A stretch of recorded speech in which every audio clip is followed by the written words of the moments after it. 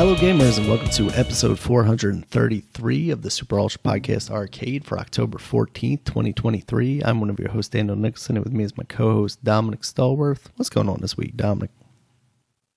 Man, it's been a pretty bad week as a Baltimore sports fan. Baltimore/Washington sports fan. Everybody, because the Orioles lost. They just got the first sweep. They haven't been swept since May of last year, but they decided to be swept in the playoffs. The first playoff series, they get swept. It was, man. I was in denial even after the two games. I told everybody was saying like, man, they always look bad. They going what? I said, whatever, man. This is all set up for this to be a great series win. Because then we want to look back and laugh at how we thought we were out of it, and they come and won 3 games straight. Mm-hmm. And when I saw like Texas get up, I think I forgot what was the score. They scored 6 or something. I was like, oh my god! When are y'all going to score? I said, when is this supposed to happen? It's taking too long, man. But it was pretty bad. But at least it stung a little less, like because nobody was sitting talking about them because the Dodgers got swept. Yeah, and they got swept by a team that you would think significantly is definitely less not as good as them. Right. Like they have nowhere near their talent on Arizona, and they came out and swept the Dodgers. While Texas is arguably does have at least more talent and especially more experience anyway. They look good. Like they have like Seager is probably going to be MVP. I mean, if it wasn't for Ohtani, he would be MVP. He might still get it, but I don't know. I'll see what the we'll see how they vote at that. You know, they do that after the playoffs. Texas. Texas arguably. We split with them during the season, so it was a chance that we could lose to them. Texas, they could be good. Like they had some times they lost. They lost during the season, but overall, people thought they were a good team, and it looked like they were going to be out the playoffs at one point. I mean, all 3 of those teams in the West, Seattle, Houston, and Texas, there was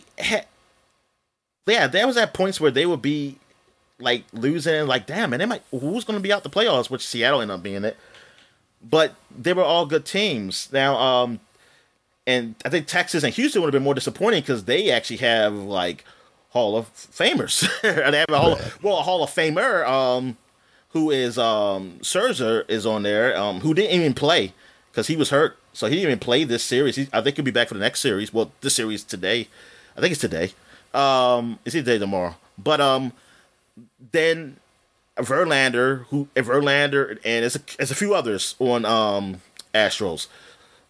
So Altuve is going to be a Hall of Famer.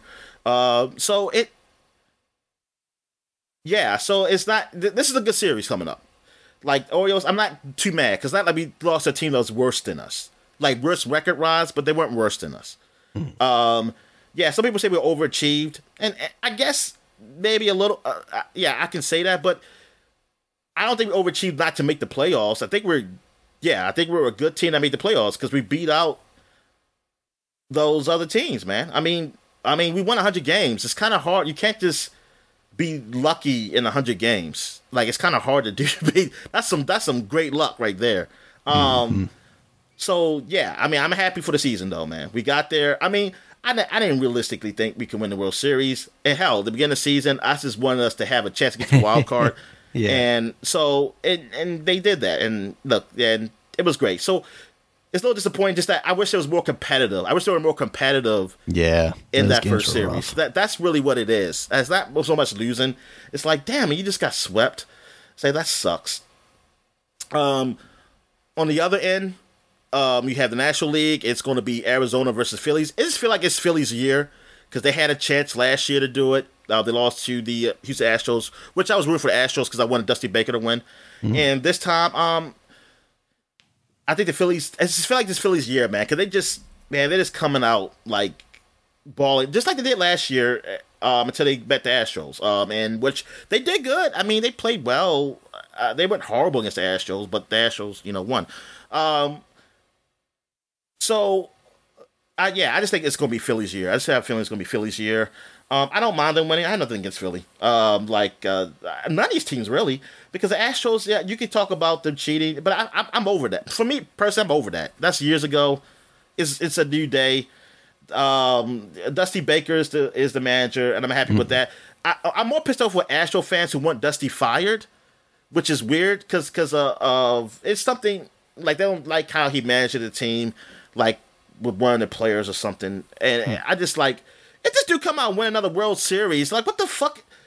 I'm like, I hope he just quits. And this is like, man, yeah, I got two. I'm old. I'm retiring. Because I'm like, this dude came in and he taking y'all to the American League Championship Series again. Like every year he's been there, he's been to the American League Championship Series. Every year he's been the manager.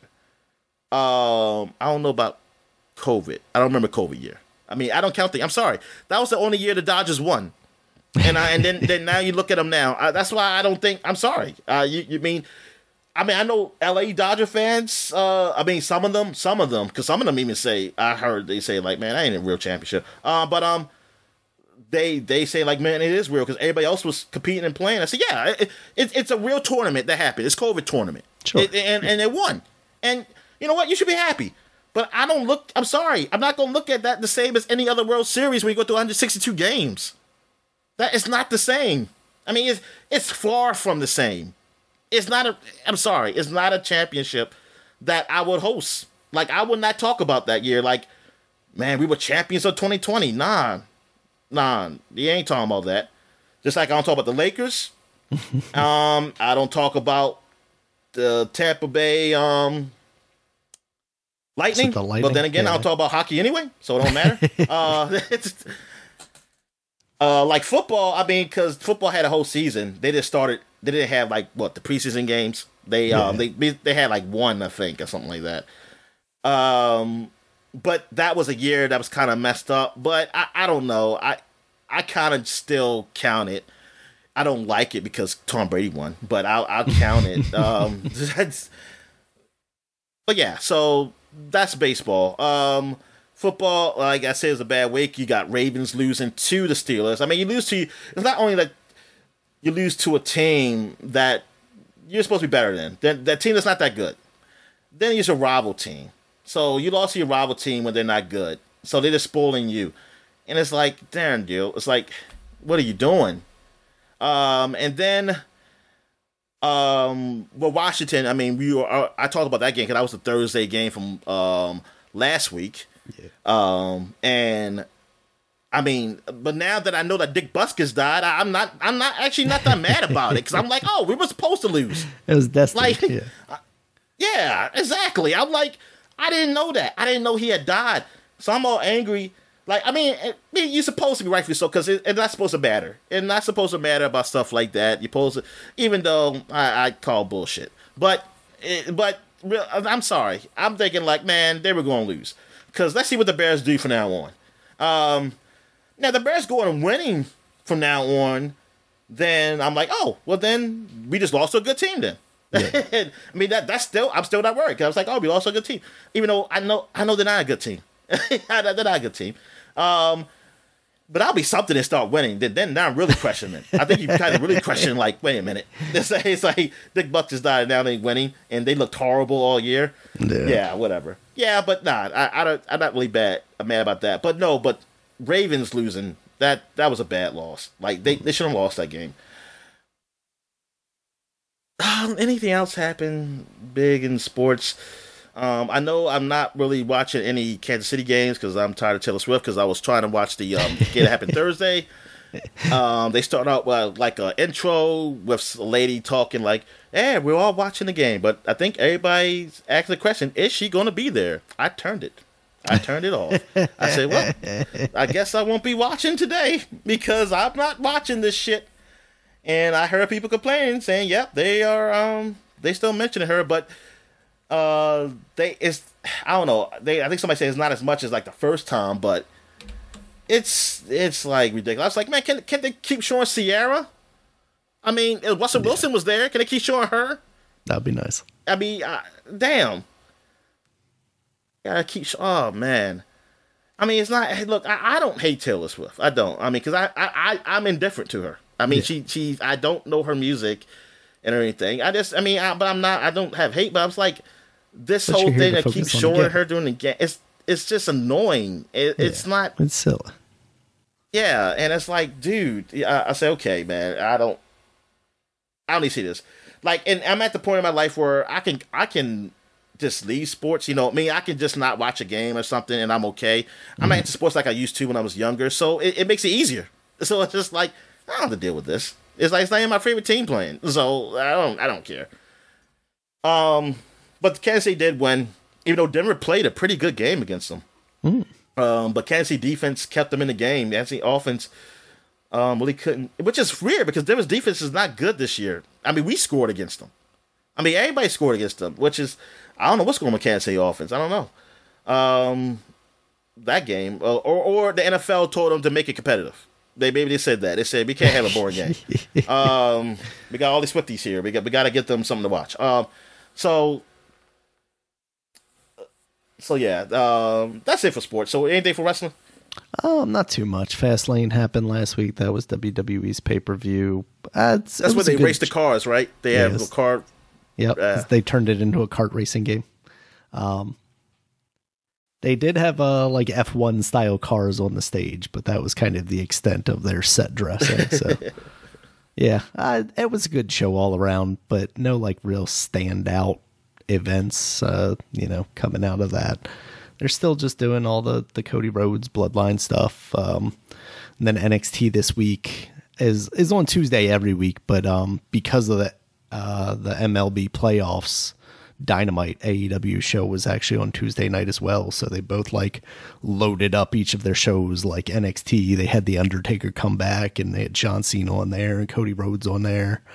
And they just they basically blew AEW out of the water ratings wise. And Tony Khan has been on an absolute kick on Twitter these past couple of days, just going off about, it's amazing. We broke two legends broke records because this is the first time that The Undertaker and John Cena have been on a show that did less than 1 million viewers or something like that. Like, just the pettiest stuff. He can't get over it.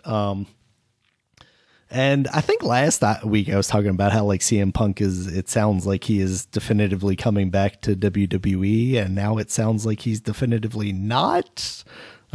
Mere days after all the reports of it being basically called like a safe bet that he was coming back, it sounds like maybe that's not the case. So I guess we'll see. Either way, it's a messy situation. So it's whatever.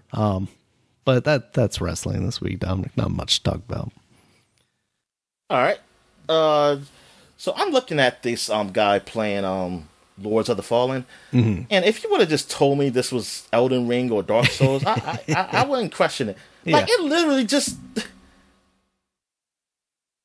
like, it just looks the same. These games look the same. Yeah. No, that's how that first one even. It was just like, oh, this is just one of these games. Because I remember that first one coming on like not Game Pass, but Games for Gold, and being like, oh, I can now just play the game that everybody's talking about without having to buy Dark Souls. And that's exactly what it felt like. It was like, I'll play a little bit of this, get a taste of what these games do, and then I was like, oh yeah, I don't like this style game. Why would I want to continue to play this game that's too hard? But it's not even the style. It's like the environment, the aesthetics, everything about it. It's, and like, at least with what's the one I like? The samurai one. Oh, Sekiro. At least with Sekiro, like, it had, it was different in that way because it was dealing with Japanese and samurai stuff like that. But this, everything is like gothic medieval horror type stuff. Yeah, it's all looking. I mean, it's not dull. Not mean. I don't. Not in the bad way, but color palette wise, it's not. Yeah, No, they're usually visually interesting. Like they're very ornate characters a lot of times, but yeah, their choice of like color palette is pretty flat.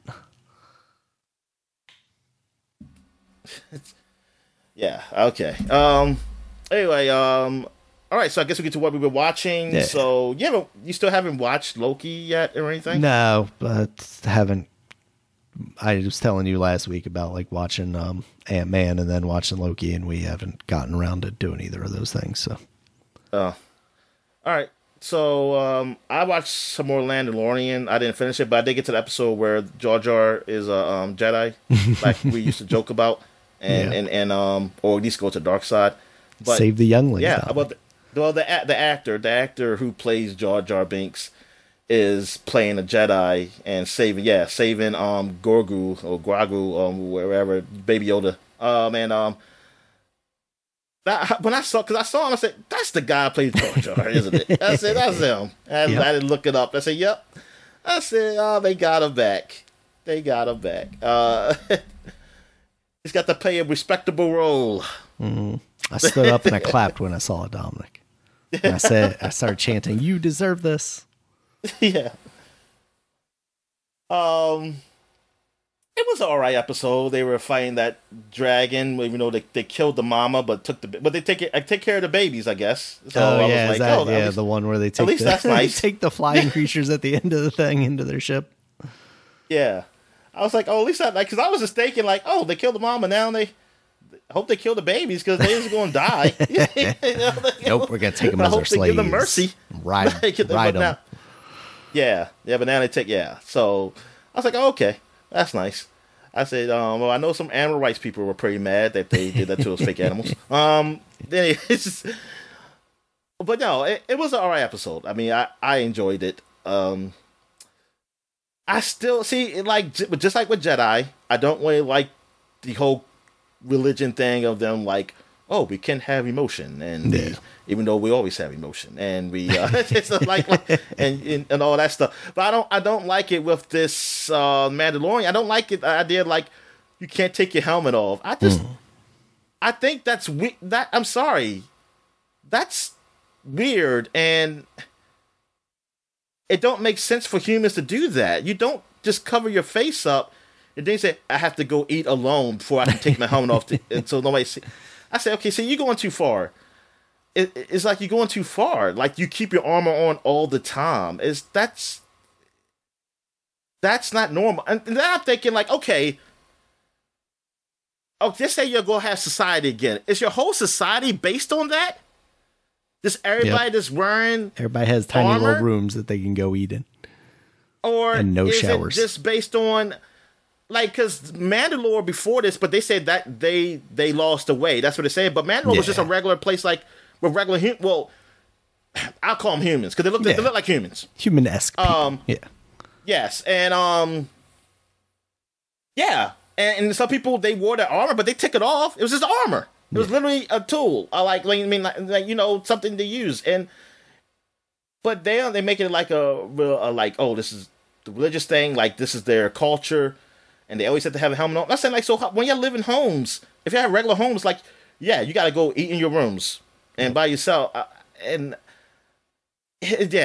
like, I don't know, man. Do you sleep by yourself or do you sleep with your helmet on? I guess that's my question. It looks like they sleep with a helmet on. And that's what I'm saying. Is that this is... It's nice and padded in there, so it's okay. That's not normal. And I guess in all their helmets have it where they can breathe easily. It's like, nah, I think that's a little too far. I say you can do something, but I think that's a little too far with the whole helmet thing. I mean, they're supposed to be the extremists, but even for extremists, that's a little much to be living in armor 100% of the time. Yeah, because it's one thing, like, some people who have, like, they get a piercing or something, but that's different than having a helmet. That's uncomfortable. They perfected the technology now.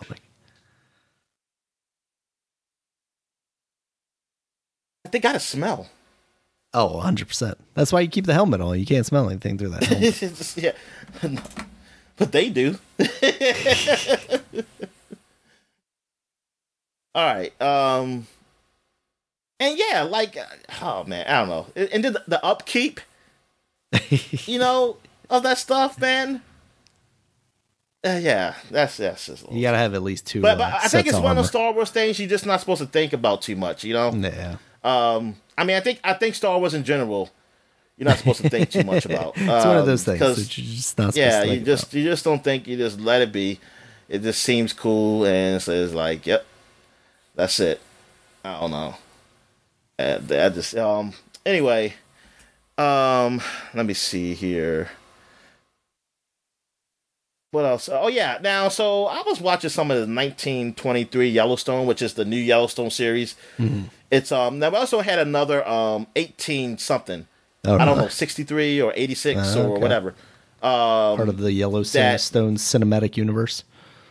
Yeah, they had that spinoff started some years ago, and this is the latest spinoff. This is the one with Harrison Ford and Mirren was in it. So, but it goes through a lot of characters. Now I watched some of Yellowstone. I never took it for like a love story or anything. I mean, you have some parts, but I wouldn't really call it like really like a love story. It's like it wouldn't be one of those books that be on the end caps of stores kind of love story. Sure. But this has some sappy ass shit in here that I was like, what the fuck? And like some Titanic almost shit. Like this guy, he's like a good looking man who's a hunter, an African hunter. He hunts, they call man eaters, lions and stuff like that. And then it's this British woman who kind of falls for him and stuff like that. And then she's engaged with somebody she don't want to be engaged to. Oh, no. And she runs away with him. And then they get married on a ship. It's all through episodes. This doesn't happen right away. Like, and there's some scenes, Daniel, like, I was like, this is literally something that's in one of those books. I mean, those cheap love story books. And then I was like, man, and this is like the Titanic. I mean, the Titanic's a copy of a lot of things, too. I mean, it's a love story. But, like, the whole thing of, like, oh, she's engaged already, but she doesn't love that person. It's just her family wants them to be together. But she wants to be her own woman. Of course. And she likes this American man. And I was like, come on, man. And, like, he's all, like, he's a hunter. And he's built, and he's hairy. He has hair on his chest. But it's like, yo. I mean, I like it when they go back to America with the Montana stuff. Like, I can deal with that, even though it was some other stuff with the Indians that it was a little disturbing. With the nuns, like, but I mean, I know what you're thinking, but I only like it when it's consensual, Daniel. That's all I'm going to say. With the nuns, sure. Nuns on nun action, sure, that's a porn story right there, right? Yeah, that's a very porn thing. But not when it's not consensual. I'm not into that. But some people are, Daniel. Some people are into that, that kind of play. Not me. Oh yeah, they're into the play. Anyway. They're not into the actual acts. I mean, obviously. Yeah. Well, those are weirdos too. But they're just a different type of reader. They're the weirdos I don't like in society. But other than that, like, I'm just thinking, like, what the hell? So I looked online and said, is people okay with this? Like, this don't feel like a Yellowstone kind of thing. Is this? Does Yellowstone turn into this? Then I just been seeing the ones that were pretty good. I didn't have to deal with that. Yeah. But a lot of people I do see that like it, but then I realized they were all women too. So I was like, oh, this is. I mean, I guess this is good for them. I'm just thinking, like, did they like Yellowstone? like, did they like that one? They're expanding what Yellowstone say, means now, Dominic. You gotta. It's just like the Marvel movies. You gotta have like a different genre type movies for each one. Otherwise, it gets boring. So this is just their love story version of Yellowstone. And I saw people who didn't like it because, like, say, man, I see everybody give this good scores and stuff. And say, am I the only one who don't like this, man? This thing is hard. It was like, and then they talk about the love story stuff, but they were talking about other characters too. Like, they say they wasted Harrison Ford. They say Helen. Is Helen Mirren? That's her name? Yeah, Helen Mirren. Okay. Yeah, she's good. I do like her. Harrison Ford. I mean, Harrison Ford's all right, but I do agree with the guy saying you could have got any other old man actor that plays sports. Like you could have done more with him. Like I don't blame him. I think it's the guy they made. Like it's just really just Harrison Ford that I just like seeing. But it's a lot. But even that part, there's a little love story with the younger brother of that guy. Mm-hmm. He with this woman and stuff like that. And yeah, I'm like, I want to see some more killing and stuff, man, happening here. Like I want to see some of the crime stuff like happening here. Well, it is. I guess technically crime, but this is the time where like law is trying to come. This is when the West is trying to be more civilized. Because electricity is around, but not, and it got to that part. A lot of it hasn't got to that part of America yet. Because the guy came in selling stuff. It's like there's like, what's this? This is a washing machine and stuff like that. They said like, but darn, it's like, why would I get stuff like this? It said, before we get time for other stuff for work. But he said, like, but this seems like it's doing work for us. It's like, so wait a minute. So you sell the electricity, but we have to rent this? Like, because he rents the stuff. He said, yes, then I'm just working for you. But the thing is, you get stuff that make me not, like, work, but I need to work. And I just end up working for you. I was like, that was pretty funny. But yeah, yeah, it's not. I don't know. I feel like I would just deal with Yellowstone. Like I'm gonna go back to that series after I finish watching Snowfall. I think I'm on the second. I think I'm on the fourth or fifth season of that. Mm-hmm. Snowfall. I think it's 6 seasons, and yeah, I'm not feeling 1923. And I know Rotten Tomatoes. I see like the critics gave it. I mean, overall critics gave it a good score, but the audience score was rotten. So I was like, oh. I guess, and maybe it's a good show for that, but maybe because I'm thinking Yellowstone, I'm looking for something else. And maybe if I wasn't looking at it like Yellowstone, I mean, I still wouldn't like it, but maybe it's just a good show for that type of thing. But it doesn't, but to me, it feels like very sappy. Like, it just feels like a traditional love story. Like, nothing really creative about it. I don't know if that's, I mean, I can see people liking it, but I didn't think critics would be into that.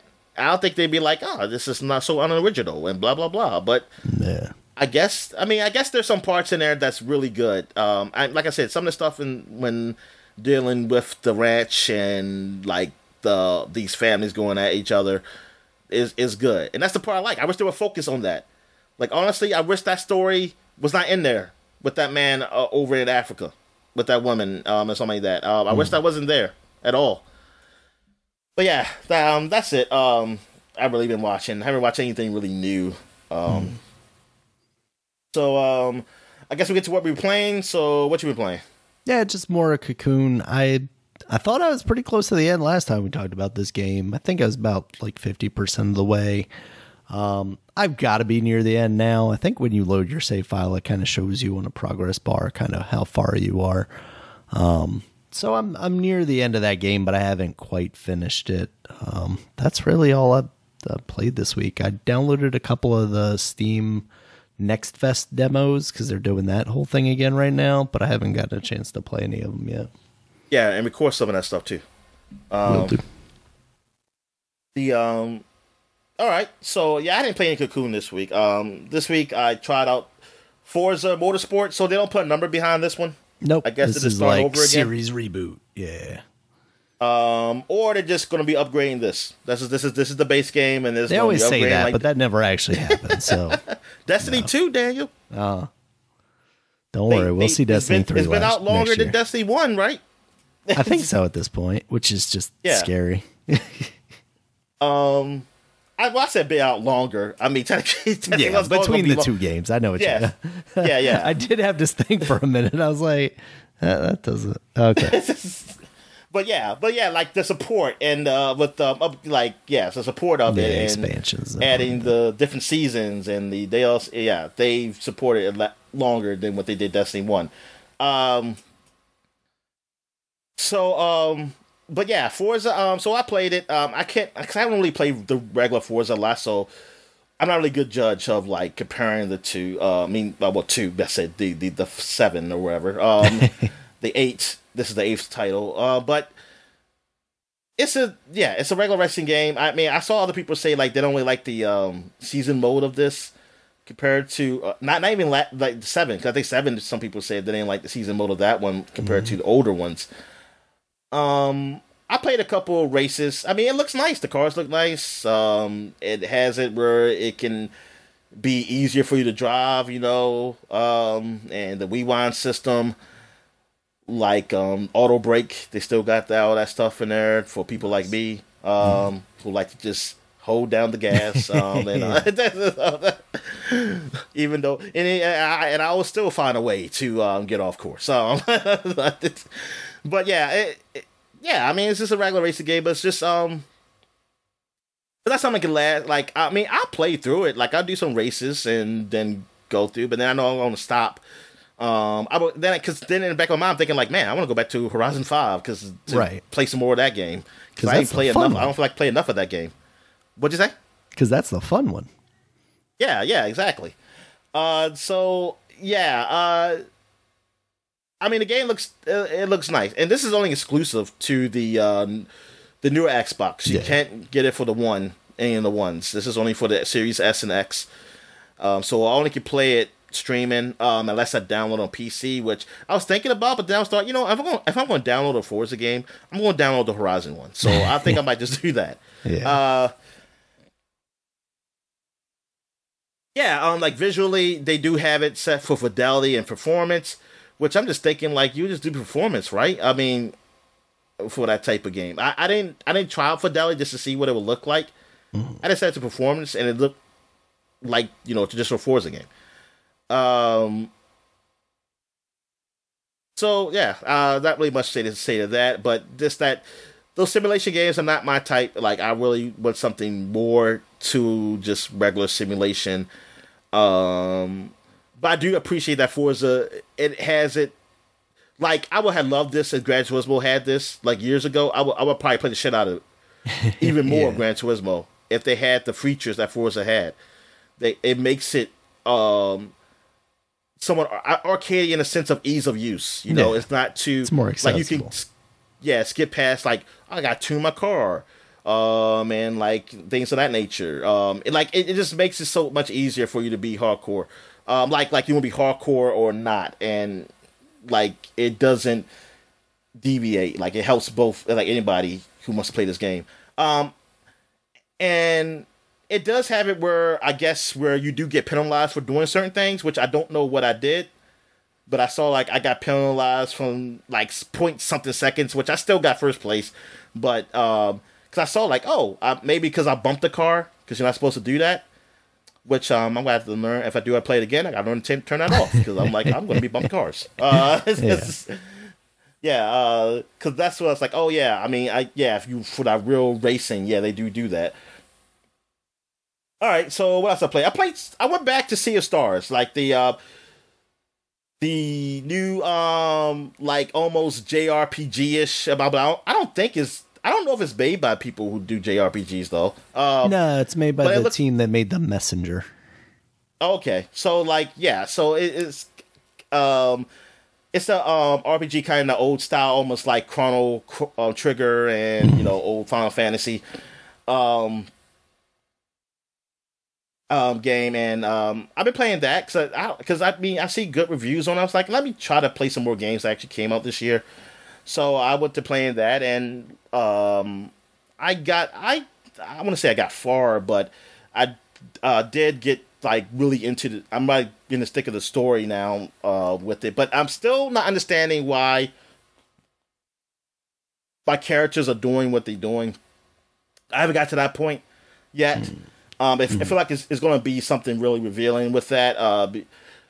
It seems like there's these people who are born. It seems like, I guess maybe it's a girl and a boy all the time. I'm not sure, but the people have this power, like of the moon and the sun, and they're supposed to be fighting these creatures or something that's supposed to protect people.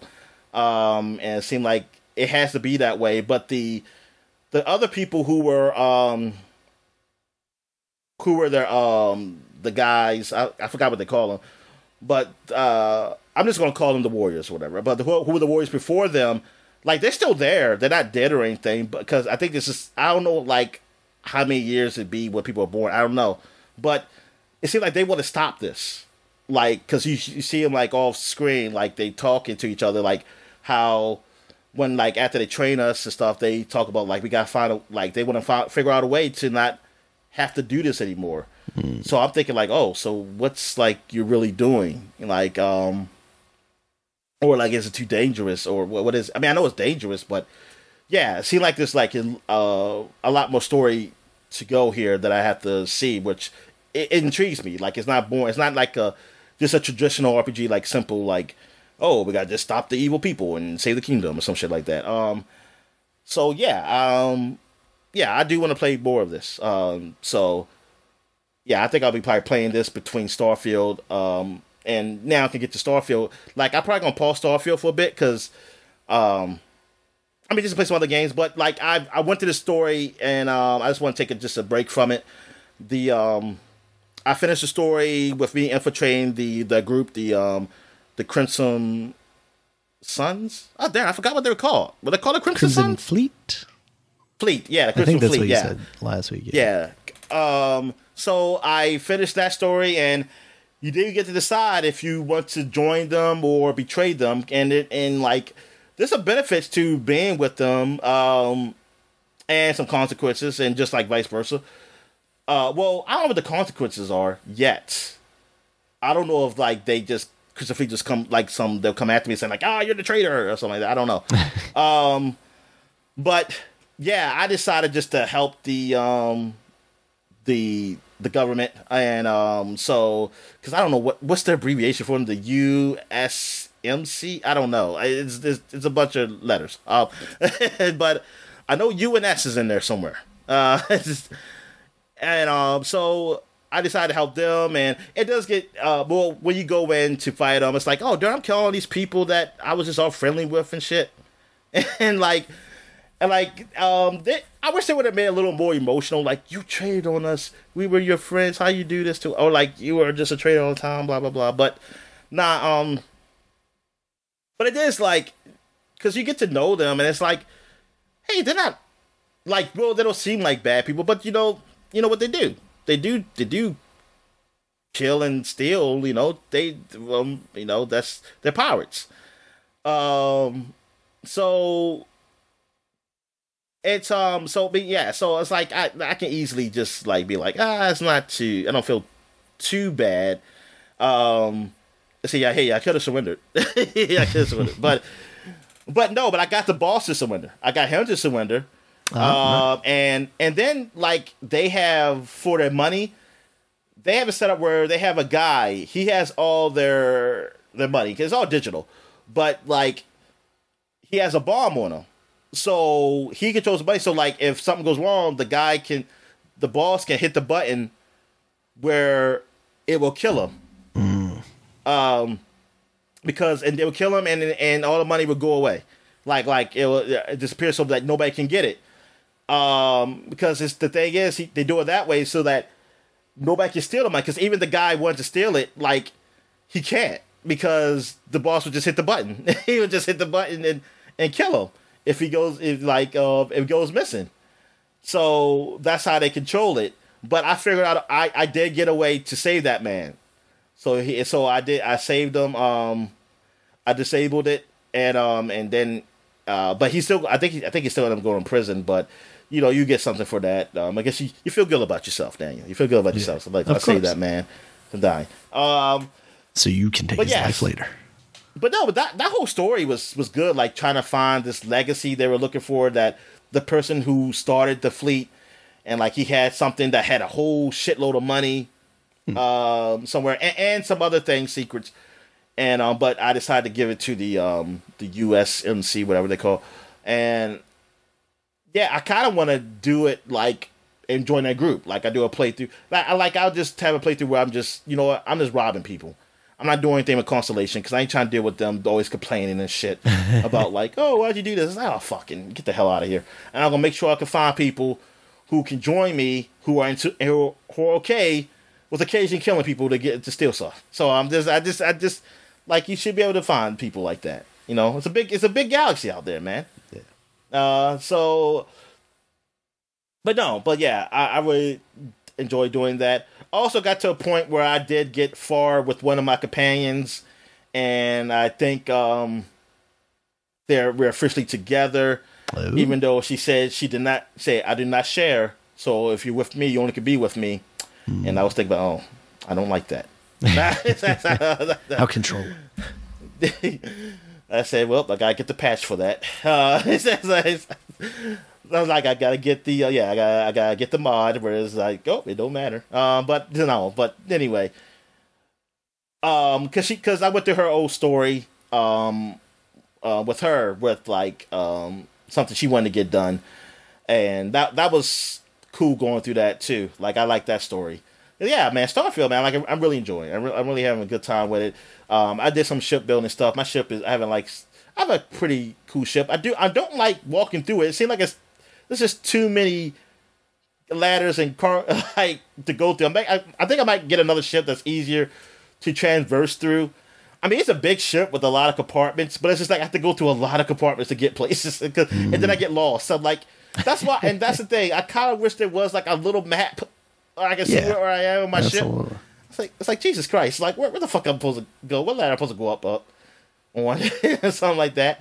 But yeah. I mean, it's a lot to this game, man, and a lot of things to see and do. So it's like it's a lot of game here. So yeah, I'm having a great time with it. Nice. I played a little bit of Gears of War Ultimate Edition on the Windows.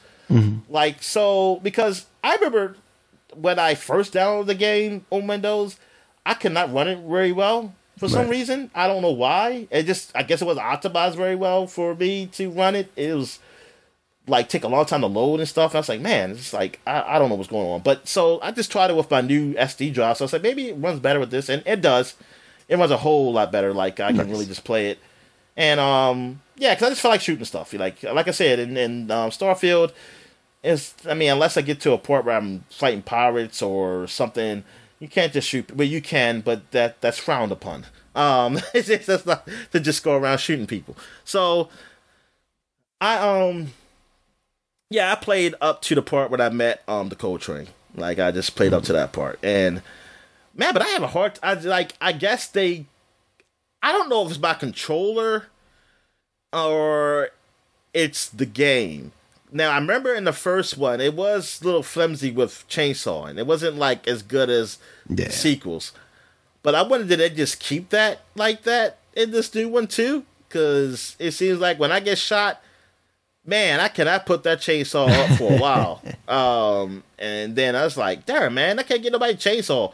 Occasionally I get somebody where I can chainsaw them, but yeah. Yeah, I mean, it's Gears. It's cool playing that game again. I mean, plus this is the newer version, so it's not exactly the old one, but it's still the old game. Just looks a whole lot better. And I was like, man, I was like, damn, man, this game, like, I'm just sad that we just haven't got not just another Gears, but just something action game, like a big party action game, co-op game. Like, it's nowhere. It's like nobody has done one, man. And then, I mean, I know some people are going to say who love the Dark Souls games. Say, hey, you play co-op in Elden Ring, you can join that. And it's like, man, that's not really the same, though, right? We would quit that game. I say, my friends would quit the shit out of that game and had to play it. That was the game I told them to get. And they'd be pissed off at me. I told them to buy it. Yeah. What were you saying, Daniel? Just like, that's not quite how that co-op works in there, right? Like, you can summon people, but it's not the same as like a Gears. No. Oh, no. It's because I mean, there's not a lot like Gears at all. I mean, to your point, like, there's just not. Even when Gears was big, like, nobody was really doing that in the same way. Like, there were a couple here and there, but it really didn't catch on. You would think it'd be more people copying. Yeah. I would think it would be more games, a lot of copycats, man. Yeah. I mean, you had a lot of people that were doing similar style, like shooting action games, but they still didn't incorporate that kind of seamless multiplayer in the same way either. I guess we have to wait for the Warhammer game, Space Marines 2. Yep. Where Space Marines 1 should have been like that. It should have been, but hopefully 2 will be like that. All right. So, oh yes, and last but not least, Marvel Snap.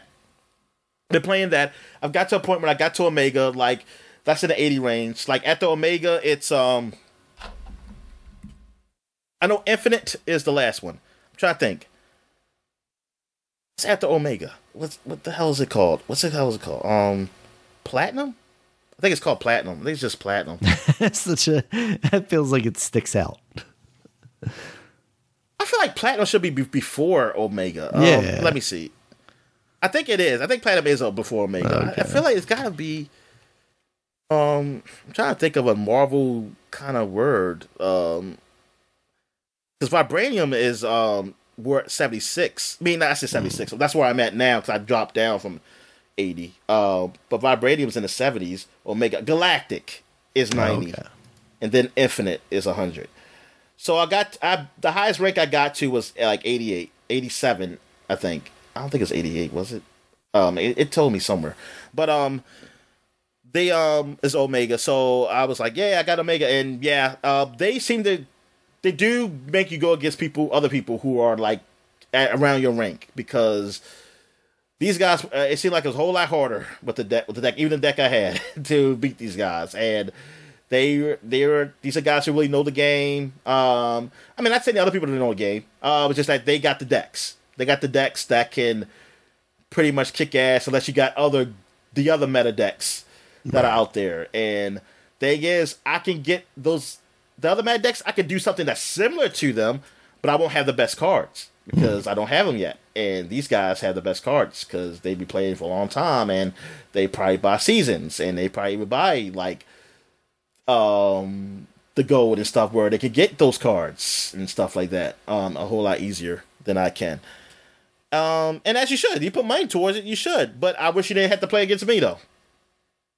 I wish there was a thing that says, "Hey, this is for the people who don't spend money." You know, like they play against each other. But hey, that's the only way you get people to spend money, because you gotta make it hard for them. Because now, like I didn't feel like for a while between 50 and 80, I was going good. I didn't hit that wall. I said, "Damn." See, I thought I was about to hit that wall because at first I didn't have the cards I need. So I thought I was going to hit the wall. Then I finally got the cards I need. So then it's like, yes, I'm not hitting that wall. I'm having fun playing. And I'm like, I don't want to win every game, but I want to be competitive. And so, yeah, I felt like I was competitive. I had a few decks that were competitive that I can say, yeah, I can win. Now, in the 80 range, oh, man, it's a struggle. It's a struggle. And, like, it's a whole lot harder because I'm just like, oh, I can't do anything. This guy got this special deck. Like, I have to hope that they don't get the card they need, and I have to get the card I need. But the thing is, if they know what I got, if they got Cosmo, like you can put Cosmo somewhere, which he blocks on reveals. I gotta hope they don't put it somewhere where I can't put my card, because my card is an on reveal, and then an ongoing. I have an ongoing mixed with an on reveal, and then it's a card to stop ongoing cards, which that can be bad, because then it might, like some situations where I have my invisible woman, she'll stop being invisible. So then my card that I had hitting won't be hitting anymore. It'll come up too early. And I don't want it to come up too early. And then that causes problems for me. So, yeah, it's a whole lot tougher now.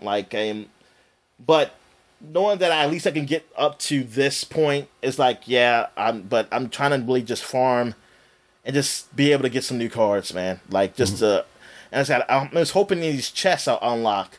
I get some cards, and I got a few new cards, but I don't have the decks to really play them. Like, let me see. I can look up to see the new cards I got. Recent. Like, I got Red Skull. He's pretty good, but I know some meta decks that can really use them, but I don't really have the full decks for them yet. I got Man Thing. He's one of the newer cards. I have no use for him at all. Like, and like I had to look him up too. I was like, this is Swamp Thing. I was like, this is literally Swamp Thing. And I looked it up. Actually, I think the Swamp Thing come like a little after Man Thing. Like they were within the same freaking year. Yeah, they were very close. Like they literally came out within the same freaking year. Be quiet, you don't know anything. They like had the same freaking year.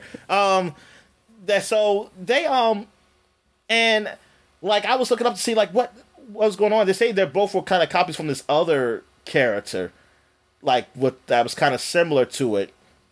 But the most popular one that became more popular is Swamp Thing, because Man Thing doesn't really seem humanish. Like he kind of just like he doesn't talk or anything or something like that. While Swamp Thing, you know, he talks and stuff, and then especially they changed it to like he's like some almost godly like guy. So that's really the difference. But they both live in the swamp, and I think they both live in Louisiana. So I don't know. It's like it's just they're both in the bayou. They should change one of them. Say like, hey, why y'all be in Florida? For Everglades or something like that.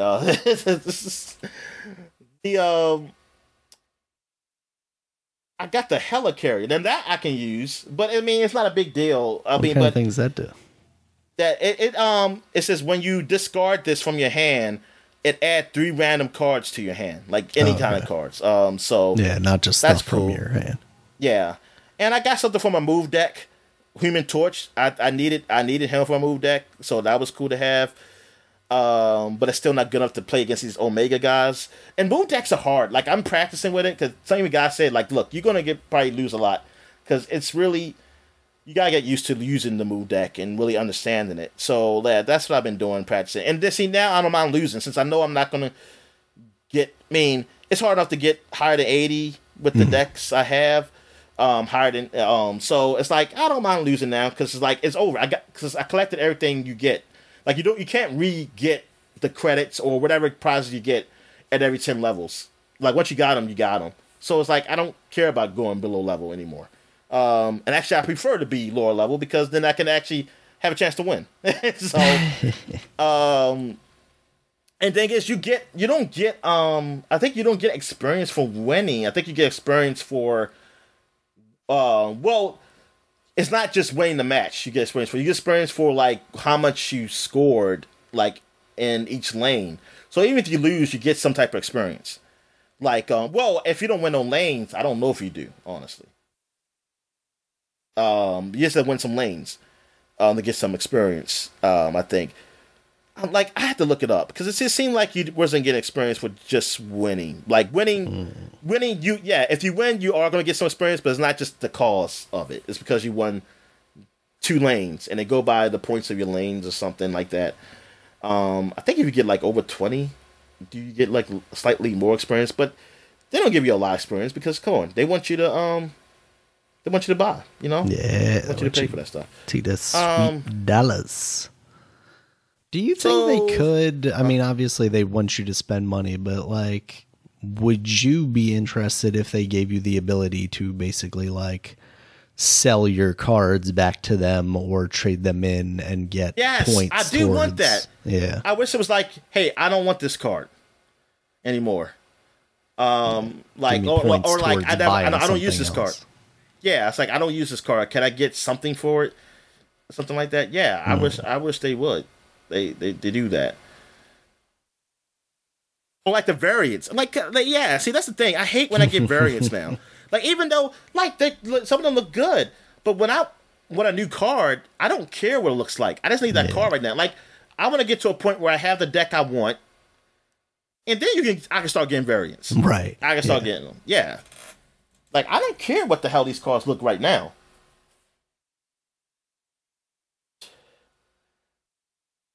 Yeah, and some of the variants just look worse than the original card. Like, especially, like, the pixel ones. Like, some of the pixel ones that look good.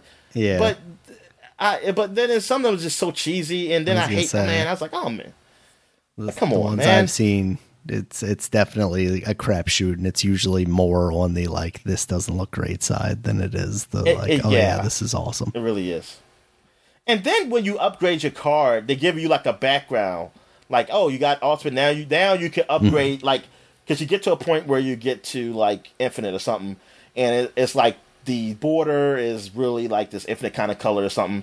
And I mean, it looks alright. It's like, okay, yeah, this is the best version. And then now they give you the same card, but it's a different background. You can start upgrading that card, and it has a rainbow background, so it takes away the original background though.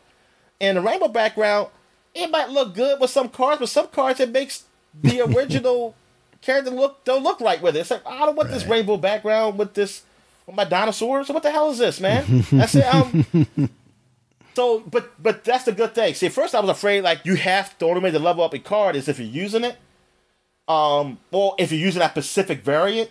But no, you can level up your card even using a different variant. So I was like, good, because I'm gonna keep it as the original, but I can still level it up so I can use that, to help level myself up. So, I mean, level up to get more cards and stuff like that. It's at least they got that. Like, I was happy with that. But I know some variances out there now. They got the like I said, I think I said it last week with Midnight Suns. They got some variants, but they look all right. They look okay. I know you was telling me about the Morbius one. He's on a jet ski. I did see that. Yeah. Yes, but I had to buy it, and I was like, I don't have Morbius. I don't have Morbius anyway. But I mean, I like that. I like that card better than his original one, which is fine. But I mean, so if I were ever to get that card, I'll be cool with it.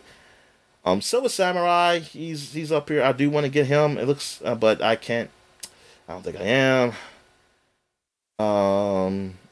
Yeah. So yeah, I've just been having fun with this game. Having fun and frustrated with this game. So. Like this thing costs $24.99. They got a thing here, where you get the Hell Cow, what is Hell Cow? Hell Cow do? What does Hell Cow do? Hell Cow, I know he discards cards, and that can work with one of my discard decks. I can replace it with something to make it better. But it comes with that. It comes with the new title, two stakes on the house. That's funny. Two stakes, as in like steak, vampire stakes. Yeah. And then you get 500 credits, 3,000 gold, 310 Hell Cow boosters. That's the boosters to upgrade your card. And then you get an avatar, a Hell Cow avatar for $24.99. I don't like that price. No, that's excessive. I don't like that price for that. Now this one is $14.99 for Magic's birthday party. It's the Midnight Suns variant. Now I don't know whose birthday is that. I guess it's the Midnight Suns' birthday, or is Magic, was she invented now? I don't know. Well, was she created around this time? Yeah, maybe. I don't know. But she got 155 Magic boosters, 1,500 gold, 750 credits. You got an avatar with her, and you got one that says a new title, TSA, Took My Soul Sword. That's funny. But $14.99, I don't know. That sounds like a better deal than this Hell Cow one though. I know it's less gold, but I don't know, man. I'm just looking at the actual items. I don't know. I just don't want to pay no $24.99. I don't know. Yeah. It's just a lot of stuff. Yeah, I just don't want to spend. I don't want to spend the money. You can get 8,000 gold for $100. I can get this is the one, the Pro Bundle, Daniel. The $100 you get 12,500 credits. Okay. And 155 boosters times 8. There you go. Now you're just starting to say words that I don't understand anymore. Yes. The boosters are the level up cards, and the credits are to. They can also like, here's the thing. Yeah, because this is how they do it.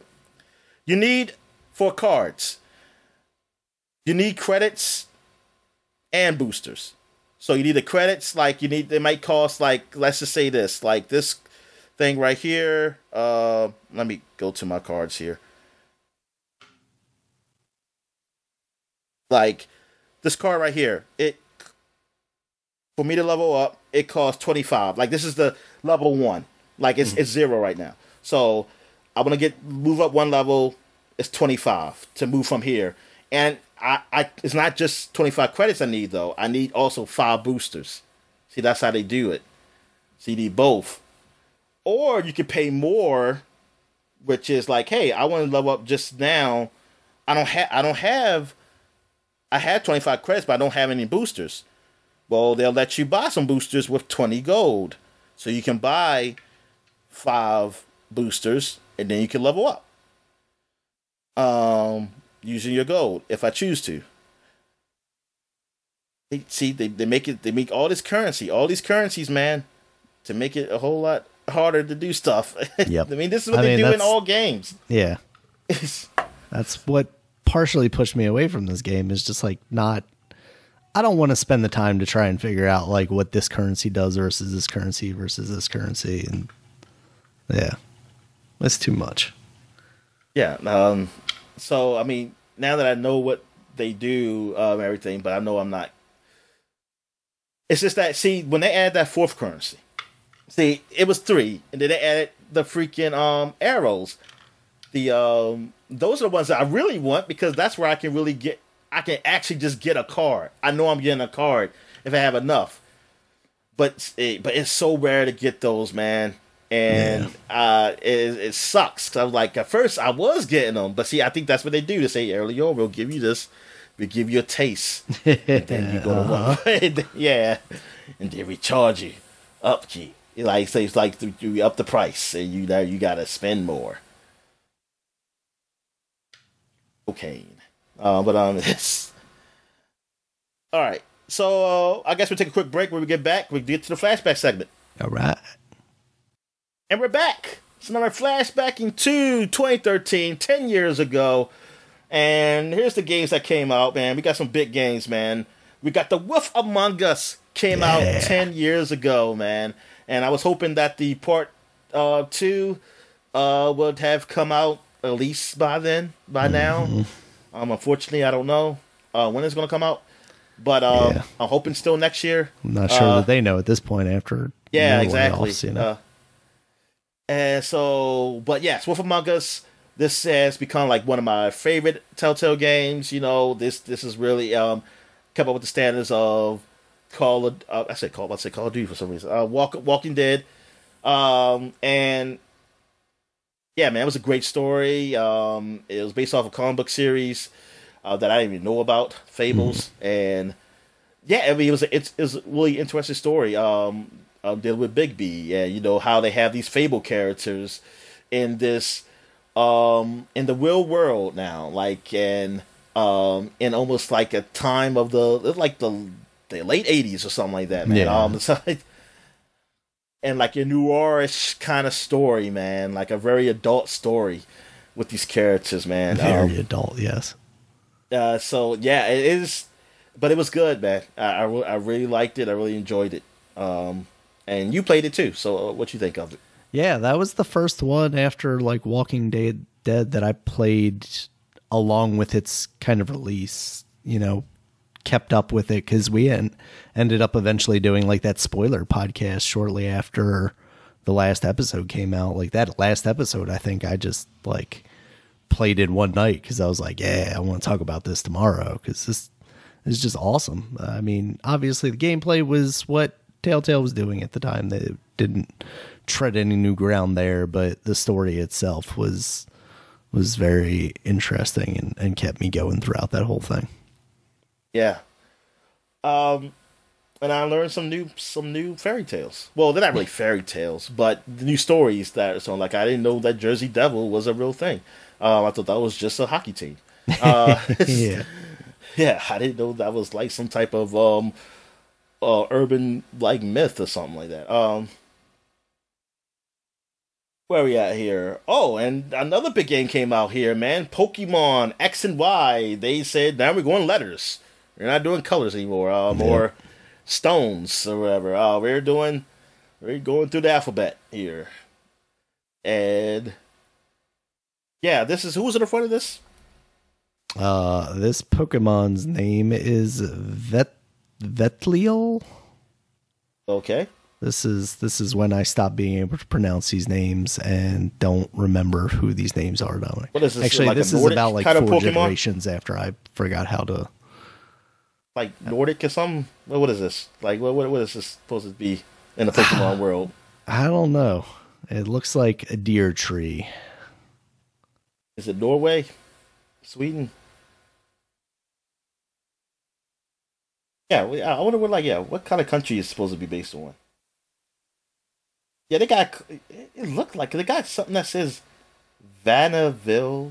It looks like Kalos region was heavily, France. The topographic is kind of France.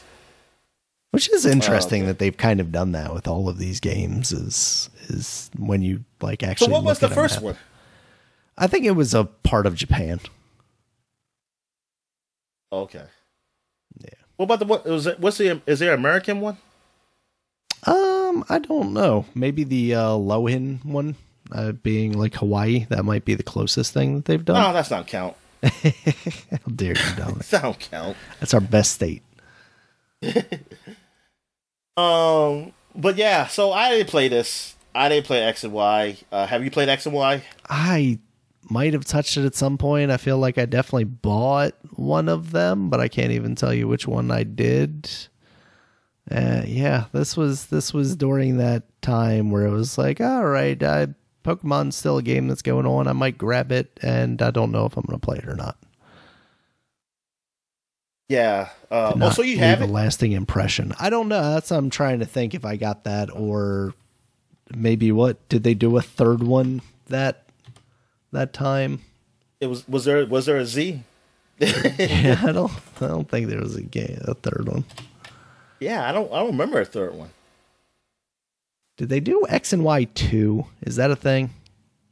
They did Black and White too. Yeah, they did Black and White too. That's what I might be confusing it with. Yeah, I'd have to look through my collection and see if I have one of these games. The covers look...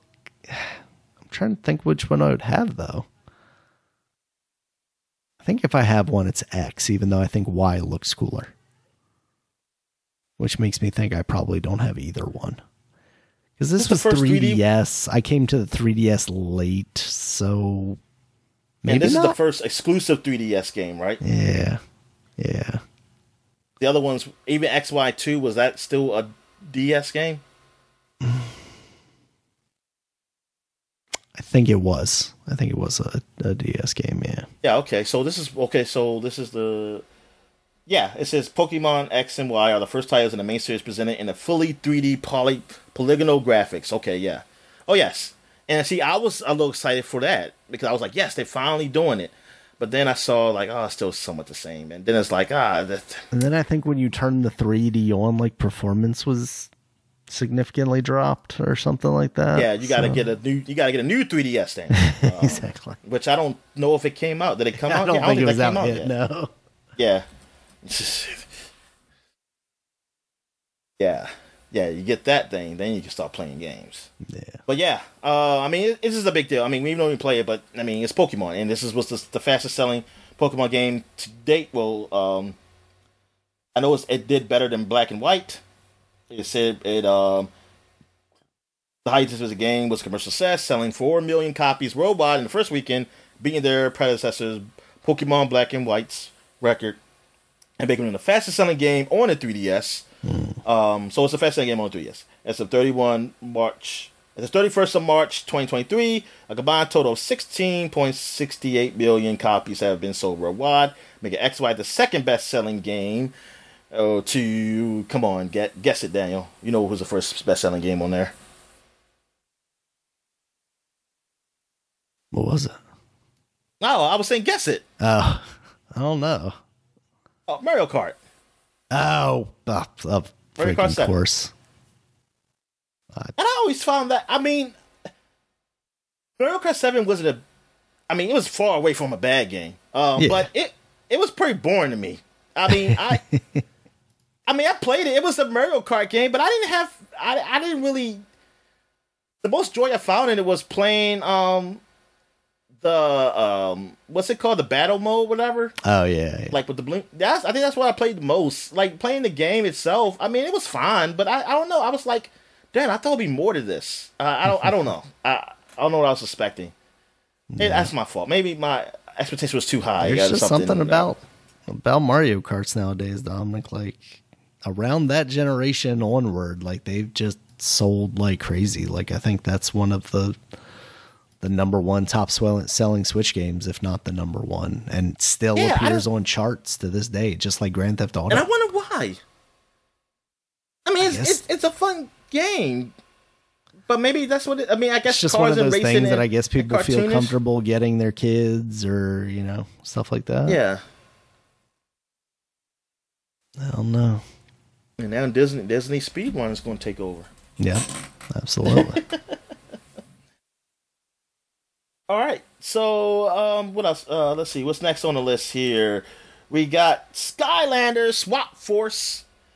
Yeah, I think this is basically like the death knell for these style games. Yeah, because I don't know none of these creatures on the front here. You got the Pirates of the Caribbean pirate like squid thing pretty here, much. up here. But yeah, so this has got to be near the end. This is basically when they let like each of the Skylanders would come in two pieces, and then you could put like the heads on the bodies of a different one, and let you do stuff like that. Oh, so that's what the swap was. Yeah. Okay. So you got these kind of mixed up, crazy concoctions. Now, can you play them hitless? I don't think so. I think they had to be two pieces. But I mean, it got rated okay. I mean, I see a bunch of 80s. The 3DS one is the worst one. It got a 68. Not too surprising. Out of 100 on Metacritic. And the PS4 one got a 79 out of 100. That's the only one on the new systems. Yeah, the Xbox didn't get it. Yeah, they did not like Microsoft, man. They said, "Oh, we didn't understand your always online shit," so we just said no. See, I say this is like near the end of the run, but like then the following year they had Trap Team and then Superchargers, which was basically like the last one, even though they have Imaginators and Rings of Heroes from 2018, whatever that is. But yeah, I think this is the beginning of like where things start to fall off, because like even Giants that came out the year before, it's like, what are we doing here? And then by the time they do have a plot. I didn't even know this had a story. So for years, I mean, I knew they had a cartoon series. I did actually watch some of those. For years, I mean, I'm not saying it's good or bad. I mean, for an adult, it's not good. But anyway, for years, Washbuckler, Blast Zone, Free Ranger, Freeze Blade, Night Shift. Oh, they really gonna just name all these fucking characters. Okay, so all these characters, and Firecracken, the Swap Force protected the volcano that replenishes Skyland's magic. That is until an epic battle caught them in the eruption, blasted them apart, sent them to Earth, and gave them the ability to swap powers. Now they must mix and match their tops and bottoms to save the elementals from being evilized. Stop chaos, and save Skylands. And yeah, the 3DS seems to have a different plot. Set up in another part of Skylands, Hugo, Flynn, and Callie visits Flynn's home. Boomtown and the people celebrate in honor of him. The celebration was interrupted when a coffin gate appears and unleashes an attack caused by Count Moneybone, Lord of the Undead. He steals Flynn's statue and turns Callie into an undead slave. Now the Skylanders, along with the Swap Force, must find a way to open the coffin gate to Moneybone's villa and stop him before he turns all of Skylands undead. I hope they can do it, Dominic. That's scary. So yeah, you can get both games because they're actually different. There you go. All right. Spend hundreds of dollars. That's before I even buy toys. So that's it for 2013. So now we're going back 20 years, 2003, and we got Kirby Air Ride came on the GameCube. Yeah. This is Kirby. Is this a racer? It's a racing game? Yeah, it's a racer. Yeah, on and you're rails, racing in the air on stars and stuff like that. I don't know. Yeah. So yeah, tell me about okay this. back in the day. Yeah, it's basically the basic premise is, yeah, Kirby Racer.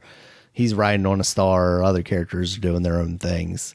It was a okay game. There's nothing Metacritic gave spectacular. it a 61 out of 100. Yeah, I'm surprised. This was not worth talking about, Daniel.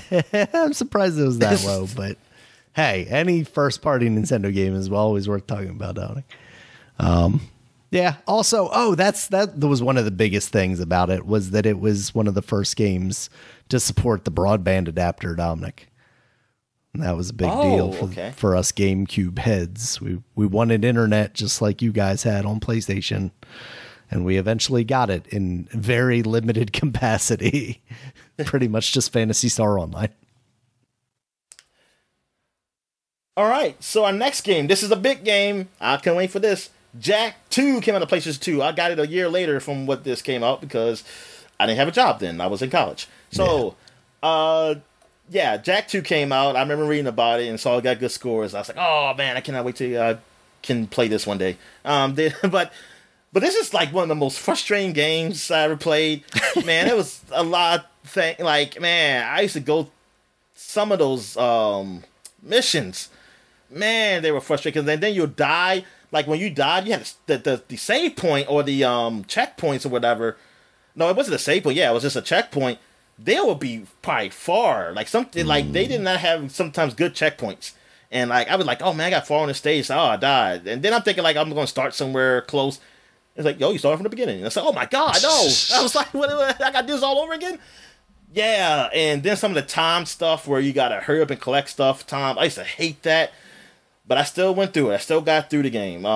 It was fun, and the thing is, I was angry because there wasn't an extra replay code for it, and I was like, God damn it! And I had to play it like an animal, and just with no codes. But I did like it overall. I was surprised because I think I didn't like him because he's talking now. It's like, man, they need to he needs to be like Link. He can't talk because there's no Daxter talks. But him talking was good. I mean, I like this. Okay. But it was, and I was wondering, like, is it going to be good being all, edgy now instead of just the fun, nice, game. Yeah. The first one was nice, colorful game that was. And yeah, I mean, it's different. It's definitely more leaning to a teen than, all ages aspect of it. But, I was of that age, a very, very young adult. This is 19, 18 when it came out. So I was like, yeah, I can do it. I like the edginess or something like that.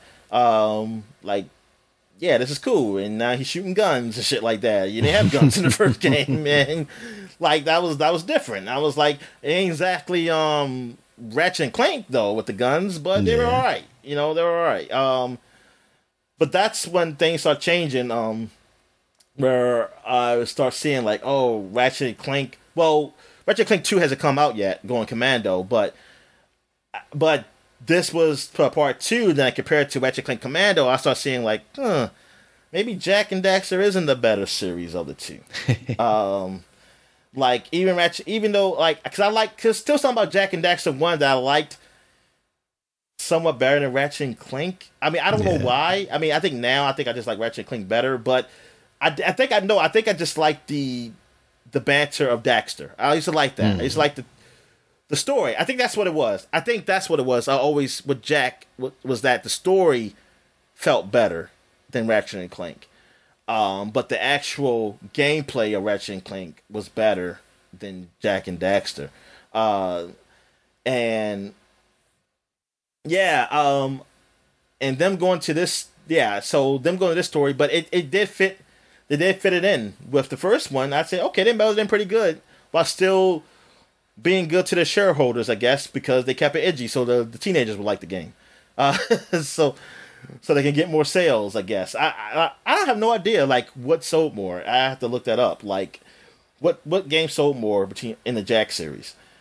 But, yeah, I mean, I did like the Jak series. I think 2 was probably... Like, 1, I somewhat like more just because of what it was, like what it meant, like for the PlayStation 2, like seeing like this platforming game to look this good and run this good, like at 60 frames per second. I mean, there was nothing like it. Like I was like, man, this is the Mario for the PlayStation 2, and Jak 2 was pretty good, but it's just something special with Jak 1 that I always will have.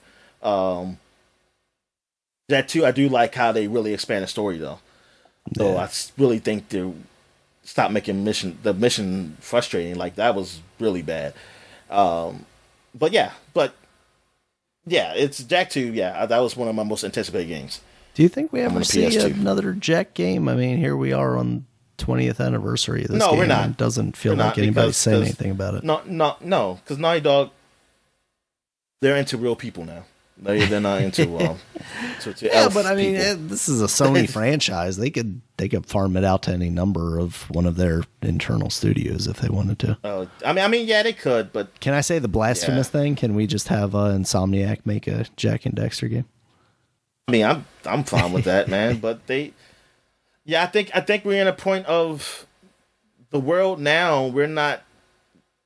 They're limited. People are limited to what they'll do, like the big companies, because they want to make the max of their money. That they're risk averse. They're not going to risk. Yeah, they're not going to risk it. The risky takers are for the smaller games where you don't need a big dev team.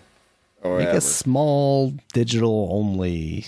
Well, digital only, I guess, doesn't really mean much anymore. But make it small, like they did Quest for Booty for Ratchet and Clank. They should make a game that size for Jak and Daxter.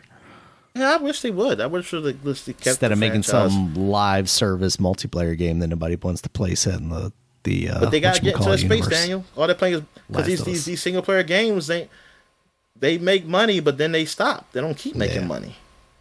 I mean, that's completely true, unfortunately, but I mean, that's why I'm advocating for like smaller experiences. Like, I think we really need to get to a point where companies are happier selling maybe what we would consider discounted games that are smaller, and people need to get to a point where they are more satisfied with a game that's not 200 hours long, but is also not just full of filler like we see with like Assassin's Creed or something.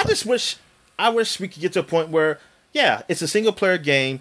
If there is no like things where you microtransaction or something, so you're not gonna keep making money. But you know how to keep making money? Keep making games. Keep making games. Yeah. Just keep making them. Use that same engine. Yeah, I mean that's what we used to see in the past, right? Is once you've developed that technology for that console, you continue to make games for that console using that same engine. And to an extent, if you're making more Jak and Daxter games, you can reuse some assets or something like that. I mean, obviously there's a level of diminishing returns, because like you can't put out 50 Jak and Daxter games for the same console and expect them to continue to sell every time. But like, I don't know, you can come up with something. There were a lot of Jak and Daxter games on the PS2. Same with Ratchet and Clank games. That's all I'm saying. All right, so now we got another big game, man, because this is that time of year.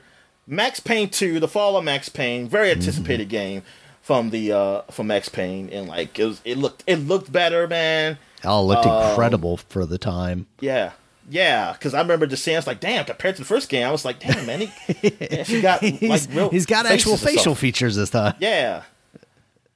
And then it's like, it's constipated, a love story. Like it's a noir love story or something. Mm-hmm. You know, you got some woman here. I said, I never did play this. I missed the boat on this. I did want to play it.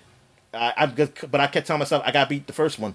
My friend had the game. I would say, but I never did. So I just never got this game. But I just completely skipped over that first game entirely. I just found myself going straight into this.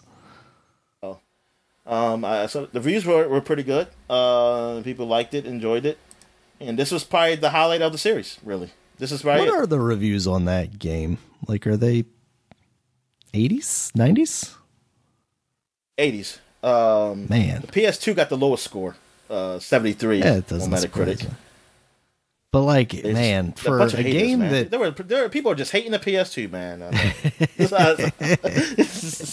it couldn't run our powerful PC games. Not that my PC was running like that. Okay, 86 on PC. Man, and I think that's what it was. That feels low for what, to me at the time, felt like very influential on my life. Let's see what Game Informer. What did Game Informer give it? Darn, I don't have Game Informer up here. But I remember seeing a score. Was it a 9?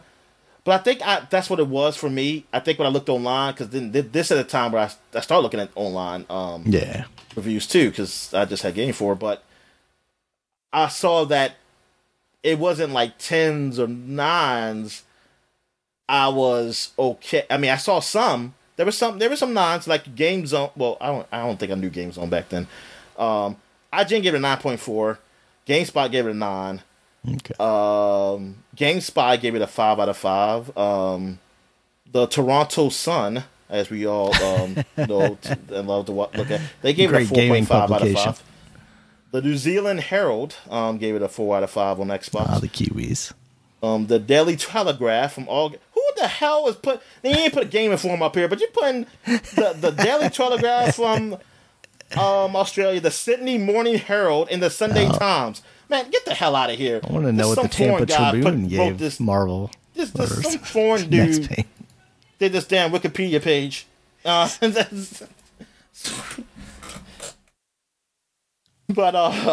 anyway, yeah,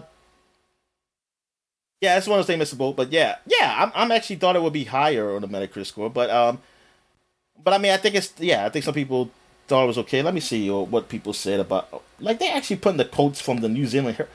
Get the fuck out of here. What did the Baltimore Sun give Max Payne 2 down? That's what I need to know.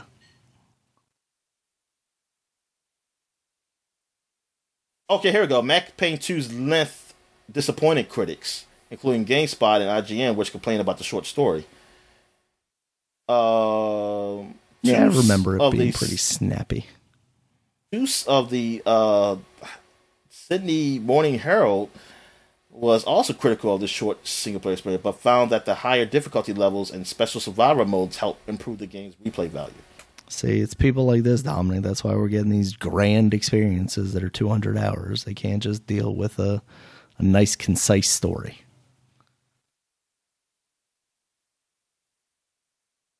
Tilly commented that the game has enough Polish cinematic flair and outright mayhem to thrill those who like their Sopranos with a dash of genre and a touch of... What does she write for? She write for one? Oh, the Toronto Sun.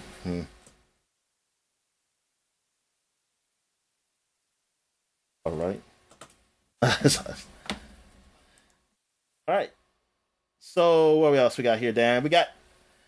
Oh, this is a big deal. Mega Man X7. I figured it's a mainline Mega Man X game. I don't know that I have much to say, but it's a Mega Man X. Okay, it should be acknowledged, Dominic. That's all. Yeah. It's a Mega Man X game. Oh, I don't.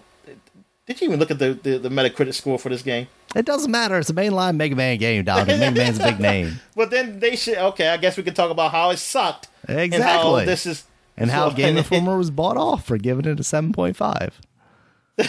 When the average score is far lower. Even Famitsu gave it a 28, Dominic. Come on. Yeah, darn, that is. Yeah, compared to everybody else, Game Boy gave it 7.5. They probably thought they were being like, it's probably be like a 7 type of game. They didn't see everybody else's score, so, this is straight shit. Darn, what was the complaints? I think I received mixed reviews. While it attracted some positive remarks for the character switching and Reploid rescue systems, the general consensus was that the game's mixture of 2D and 3D gameplay was well-intentioned but poorly executed. IGN found the characters unbalanced, as the shooters X and AXL felt far from useful than the melee fighter Zero. In particular, critics commented that the camera and the controls do not translate well in 2D to 3D. Criticism has been aimed at the English voice actor's performance, to the point that it has been recommended to try to listen to the original Japanese audio. The music has been described as generic, and while appealing, it does not stand out against what the previous installments have offered. Okay. So this is the bad one, so you skip this one. Alright, we got another Mega Man game. Mega Man 02 came out. I think it's incredible that this game came out on the same day as that game. So Zero is kind of like the Shadow of the Hedgehog of the Mega Man universe. If you gotta put it that way, but he was definitely cool. I always thought he was like the cool badass guy. He had the sword. Oh yeah, the laser so he's the sword. Trunks. He's the Trunks of the Dragon Ball Z. Exactly. Now we're talking, Dominic. Now we're talking. Although I think Trunks is probably also the Shadow of the Hedgehog, but whatever. But yeah, I think now he is. I mean, save Goku. But actually, I think Shadow's got more play. I don't know. I'm talking about the cartoon. No, don't listen to me. But anyway, just see. Yeah, he didn't even show up in that good cartoon, Sonic Boom. He showed up a few. I liked him, but I was like, they don't give him until I play. And just like Trunks is supposed to be a super cool one now, but nope, it's just Goku super strong, and Vegeta's just always like slightly behind him. But anyway, this got a better score, 82% on Game Rankings, 81 on Metacritic. Yeah, I remember thinking it was really cool at the time. I played a little bit of it. Mega Man Zero was the 7th best-selling video game in Japan during the week of release, and game was on Famitsu's top 30 bestsellers list for the following 4 weeks. The comment mark is that the game has not changed much in its formula since its predecessor, though they do acknowledge that the improvements have been made to the stage select menus. So I guess because the other one was pretty good. And the first one was that's good. why it probably didn't get like higher than the 80, but it still got good scores. Yeah. Game Informat gave this a 7 out of 10. That's lower than the other one. Yeah. How dare them. Disrespect, Dominic, the disrespect.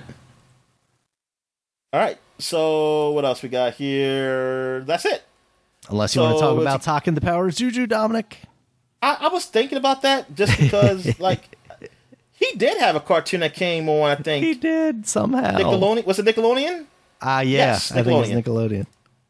Yeah, he did end up having a cartoon. And this is also from the time, like, KO the Kangaroo and all of those that have kind of made a resurgence. Like, it's... I mean, THQ, man, was awesome. Yeah. I'm a little surprised that we did not see this return, but at the same time, like, maybe, I don't know.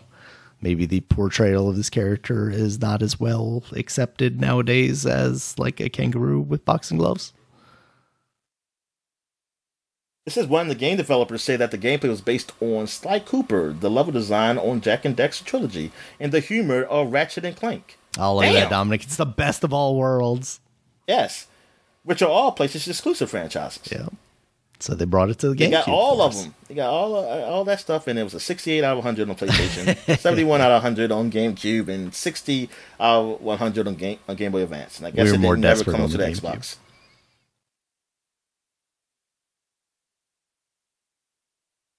The highest score I see is 8.4 on GameCube in GameZone, and 8.2 by IGN for the GameCube, but 7.9 for the PS2 version.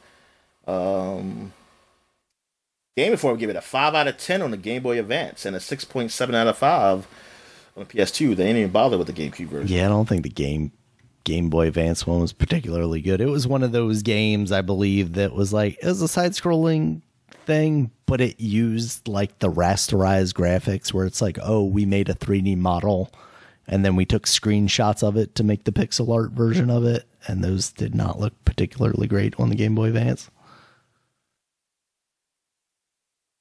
All right, so that is it for the Flashback segment. So we're going to take a quick break. When we get back, we get to the gaming news. All right. And we're back. So let's get to the gaming news. What we got, Dan? All right, Dominic, it's finally happened. It's over. The Microsoft Activision deal has closed. Activision Blizzard King has joined the Microsoft family, and we are still without games on Game Pass. I know it's over, but this is what we wanted, man. We want the games. Yep. So... Now the countdown till we get the games begins. Exactly. I don't want to hear shit about this until we get some. I don't hear no news like, hey, we're working on. No. What game is on Game Pass right now? I can play. Yeah. God damn it. They did come out and say that Diablo 4 and this year's Call of Duty will not be on Game Pass until likely sometime next year. Yeah. But like you and I said, that they can still throw us a bone. They can give us some old Call of Duties. They can give us Tony Hawk 1 and 2. They can, stuff like that. Wolfenstein. Well, Wolfenstein's already on there. Yeah. The Crash. Hell yeah. Spyro. Some Skylanders. And send everybody some toys. Clear out a warehouse. Just anybody with an Xbox account should get a Skylander. I'd take that. They can put out some well, what we got? Put some Warcraft out there or something like that. That is. Yes, give us Warcraft Reforged, Dominic. Make us all unhappy. Xbox, make Warcraft so I can play it on the Xbox. There you go. Warcraft 64, bring it to the Xbox. Yes. Yeah. So as a part of this news as well, it was advised that Bobby Kotick will still be sticking around through the end of the year to smooth the transition. It sounds like that's unfortunate for the people who were like, I want him out day one. It does sound like January 1st, 2024, he is done with the company. So hopefully that ends up being the case. I think the reality is it doesn't matter much because that man is going to leave with a whole bunch of money. And now he also has the reputation of selling his company for $68.7 billion. So he's in a good position for billionaires like himself. I don't think anybody's looking down on him except for the people that are underneath of him, unfortunately. Yeah. So, yeah, that's what that is. One guy that did not make it out with his job in the year of 2023 is John Riccitiello. He has stepped down from Unity following the whole debacle that we talked about the past couple of weeks. I think a lot of the speculation around this is that he was asked to step down, basically, following all of that, Oh, really? So it is because I was just wondering, is it? Yeah, he's also been there for, I think, almost 10 years at this point. I think it's like 8 years or something like that. So he has been there for a very long time, which, for guys at the top of these companies, we just talked about, what's his face last week at Sony. So, it's not uncommon for these guys to kind of shift around. He'll probably go somewhere else and fail his way up to the top again. So, Damn. It is what it is. But we were looking for heads to roll. People think of Riccitiello? They don't like him? Yeah, I don't think people are a fan of Riccitiello. He came from EA at a time when, they were doing some interesting things like revisiting Mirror's Edge and stuff like that. But he also was around. That's where I really remember him from. Yeah. He also was around when they were doing loot boxes and card packs and kind of all that stuff. Also, I think everything you love about video games. Yes, yes, exactly. I think last year he basically said anybody that wasn't trying to monetize their games were idiots or something like that, as far as developers go. So I don't think his reputation is particularly great, especially not for the gamer side of it. A lot of practices that we were not a fan of. So yeah, sucks for him, but fuck off, I guess. Next up, Dominic, I think we just talked about it last week. Like when if that thing was real, is it actually going to happen? But the PS5 Slim, basically, it was kind of unceremoniously revealed, just like came from a tweet, came from a press release. Hey, this thing's coming out. And part of that may be because it's not like a huge jump. It's not a Pro. It's literally just a redesign, much like we've seen of consoles in the past. I think they're saying it's like 35% smaller. It does look exactly like the leak that we had previously seen, where it's basically just like a shrunk down PS5, but now the panels are segmented on either side, and that is to accommodate a removable disk drive or additional disk drive, because you can still get one with a disk drive and one without a digital version, but you can add that disk drive to the digital version Now, that drive itself costs $80. They also increased the price of the digital version by $50, so it is now $450, and the disc version is $500. So if you were looking at getting one with a disk drive, it does not behoove you to, get the digital and then try and add on the thing, unless you expect those drives to drop in price. And they're also going to be selling the vertical stand for this thing now. So if you want it sitting upright, you got to pay $30, which like is just the PS2 days. Yep. Yeah. It's just petty. Like, come on.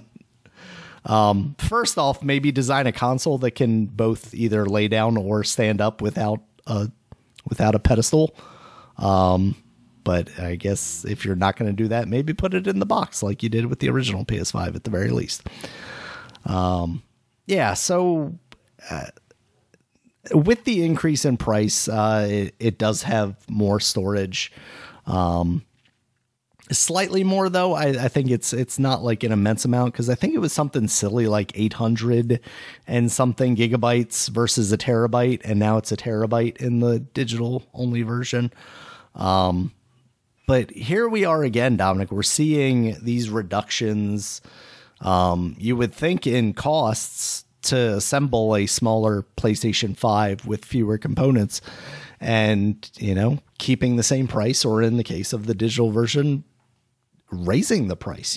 Back in the day, we would see these come out at cheaper prices, making it more affordable for people to buy these consoles and therefore then buy more games. But that's not the case this generation. We saw the Quest price increases, and now we're seeing, we saw PlayStation 5 increases at one point, and now we're seeing the prices stay the same as we get these new variations of these consoles. Like, the idea of lower price consoles is just kind of out of the realm of possibility at this point, isn't it?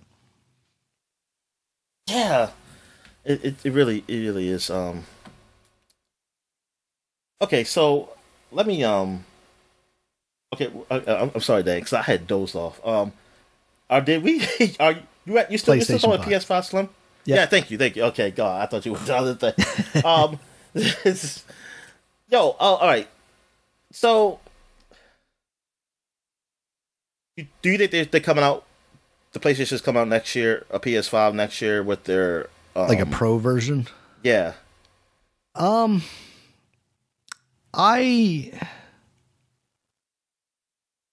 think it is. I think it's unlikely to see it next year. Yeah, I don't. Yeah, I don't want them to, honestly. Simply because, I don't think we're seeing, we've talked about this a million times, but I don't think we're seeing games that are pushing the boundaries. If they go in the direction of like, okay, these games are going to have more ray tracing features, and we're going to have a console that can better handle that stuff at the frame rates that you want. When it comes down to it, what they're going to want is a higher price SKU, right? Like, they want a console that they can sell at a higher price. But considering the fact that I don't know, how many years are we on now from this? 3 years, going on 3 years that this console has been out, and they're still selling at the original price. I don't know that they need to push it like that now, especially because now we've seen what Xbox has to offer, right? Like, based on those leaks, it doesn't sound like they have a pro in mind. They have kind of a similar refresh and, some additional features in their controller, but they don't really have anything that's coming out to be more powerful. And I think Sony still has, actually now they have the advantage, right? Unless Xbox is willing to drop their price, because we know, or at least perceive, that Xbox is going to have an only digital version of that console. That console is going to be only digital. And it's going to be at the same $500 price point as the disc version of the PlayStation 5. Now, how much that matters in a world where we're increasingly becoming more digital focused. It's funny because we were talking about Pokemon in the last segment, and I was trying to think to myself, like, did I buy that game? And the reality is, I don't know that I have many cases for 3DS games to even go through to find that out. Like, if I bought that, it's because it was like on sale on GameFly or something. Otherwise, I'm pretty sure like 99% of my 3DS games were bought digitally, because ever since that became like a viable option, and on a Nintendo console, it's maybe a questionable option because I can't without breaking out a 3DS, look at my purchase history and see what games I bought seemingly. But that's the direction I've leaned, especially for portable consoles. And that's the way it's been since basically last generation. I have, between the PS4 and the Xbox One, I think I have maybe like 3 games that have cases, and the Switch, I've got maybe about the same amount. And that's just because one is the workout one, because that had to come on a disc and then, or on a cartridge. And then I think Mario Kart I bought before a trip on sale, like used on Amazon or something like that. And that's kind of the extent of my physical collection for the past couple of generations. So further to that point, and kind of as a add-on to this PlayStation story, and sort of tangentially related to video games, Best Buy is going to stop selling physical media for movies in 2024, as early as like January of 2024. And obviously that's aided by, streaming services and things of that nature. Like, I used to be a dedicated movie buyer, and then I slowed down to like, okay, I'll buy the Marvel movies. And then ever since Disney Plus has come along, I haven't even felt that to be a necessity, because those movies are going to be on there. And obviously movies can come and go, but for the most part on a service like that, that's kind of dedicated to that. So I really wonder, I mean, it's been a while since I've been into a Best Buy, since most of the ones in our area have shut down, but even the most recent time I've been in there, it's very much been slimmed down. Like, CD sections used to be aisles and aisles long, and DVD sections used to be aisles and aisles long. And I think the last time I was in there, it was like maybe either side of one rack was like, okay, here's all the Blu-rays. It's like, man, this is shocking. The last time I went, and that was some years ago, it looks totally different. I can't even imagine what it looks like now.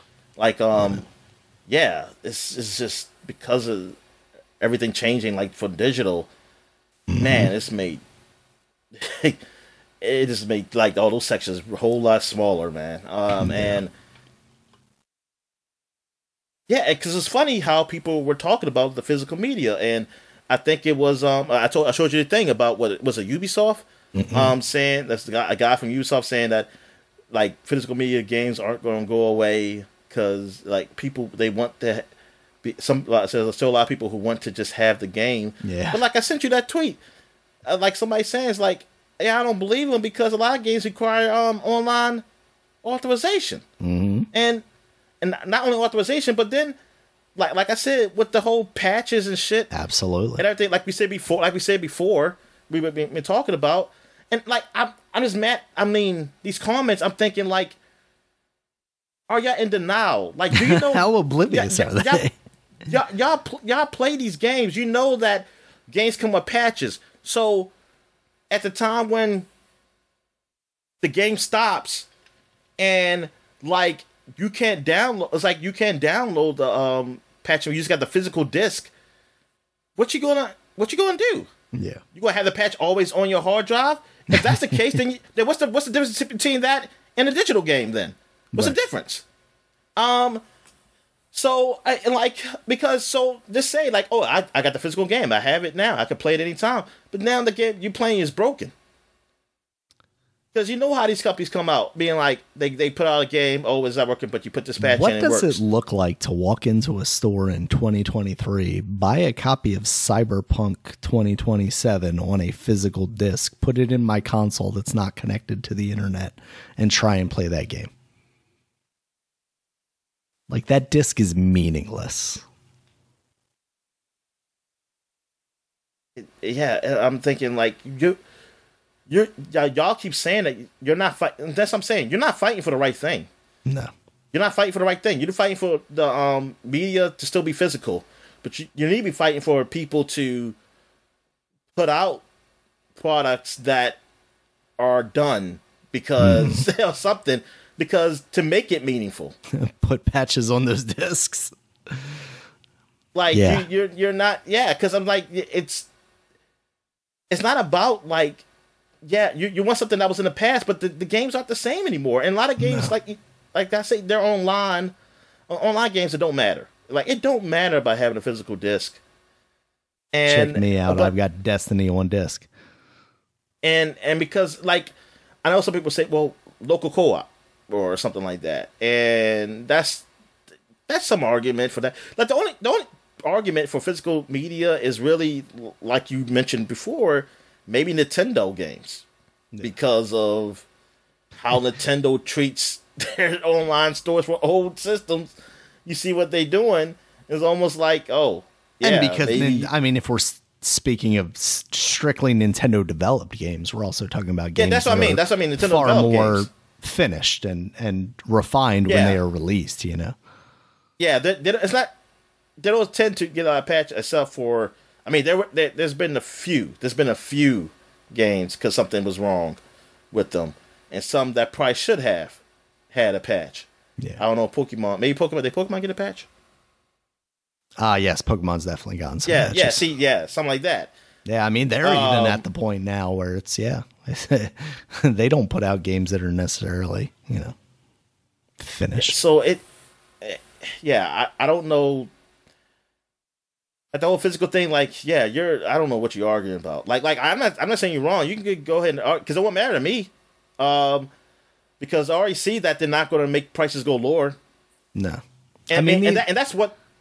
Now, that's the reason why some people, like me, I said this like last week or 2 weeks ago, why people really, like, I agree with those people who talk about, like, because of sales they find on the physical media. Mm-hmm. They'd be like, maybe some or trading really, in really cheap physical copies, that's exactly what I was going to say. Yeah, is that's the only like consumer related thing that makes sense to me is like why it still makes sense to have those things around if you're a person that likes to buy the game, play it, and trade it in for credit towards the next game or what have you. Absolutely. Yeah. And then when they have like those clearance sales stores.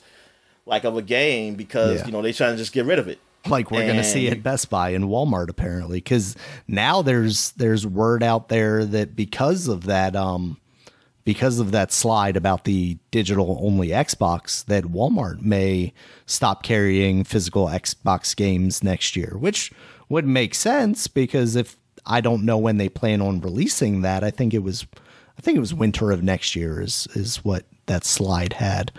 Why would I carry a product for a console that doesn't exist, basically? Yeah. So, I mean, that makes sense. I mean, we've talked about it forever though. Like the Xbox Series S should have been the Game Pass system. Like they should have been selling that as basically like, here, you can have an Xbox Series S as long as you sign up for Game Pass for 6 months or something like that, Like they could have been giving those things away to get people locked into the ecosystem. But yeah, I mean, still clearly based on the sales from those leak slides also, it still sells more than the full version, so like they did something right with that. But yeah, we're going to continue to see the the death of physical media in these forms. I mean, you had brought it up when you would send me those tweets, basically, like people are considering this like vinyl, and these are not the same things. You know, No, they're not. We're not getting freaking Taylor Swift releasing an unfinished version of her album on vinyl that you then have to connect to the internet and have like the bass line added or something like that, you know? I don't get like that. Now I get. It's funny how the older I get what comprehension and things of that nature, like stuff in school where they teach you, like I get. Oh, so now I know why the use of it is, because I'm like, I would think a person. I hope the person who wrote that is freaking in school. Like, I hope he's in school, because you're I'm reading like, the words, but you're not understanding. Because I'm like, you literally type this up or text this up to Twitter, and you really think that's the same thing? This is the same thing as like music? Like a video game? Like, what the hell?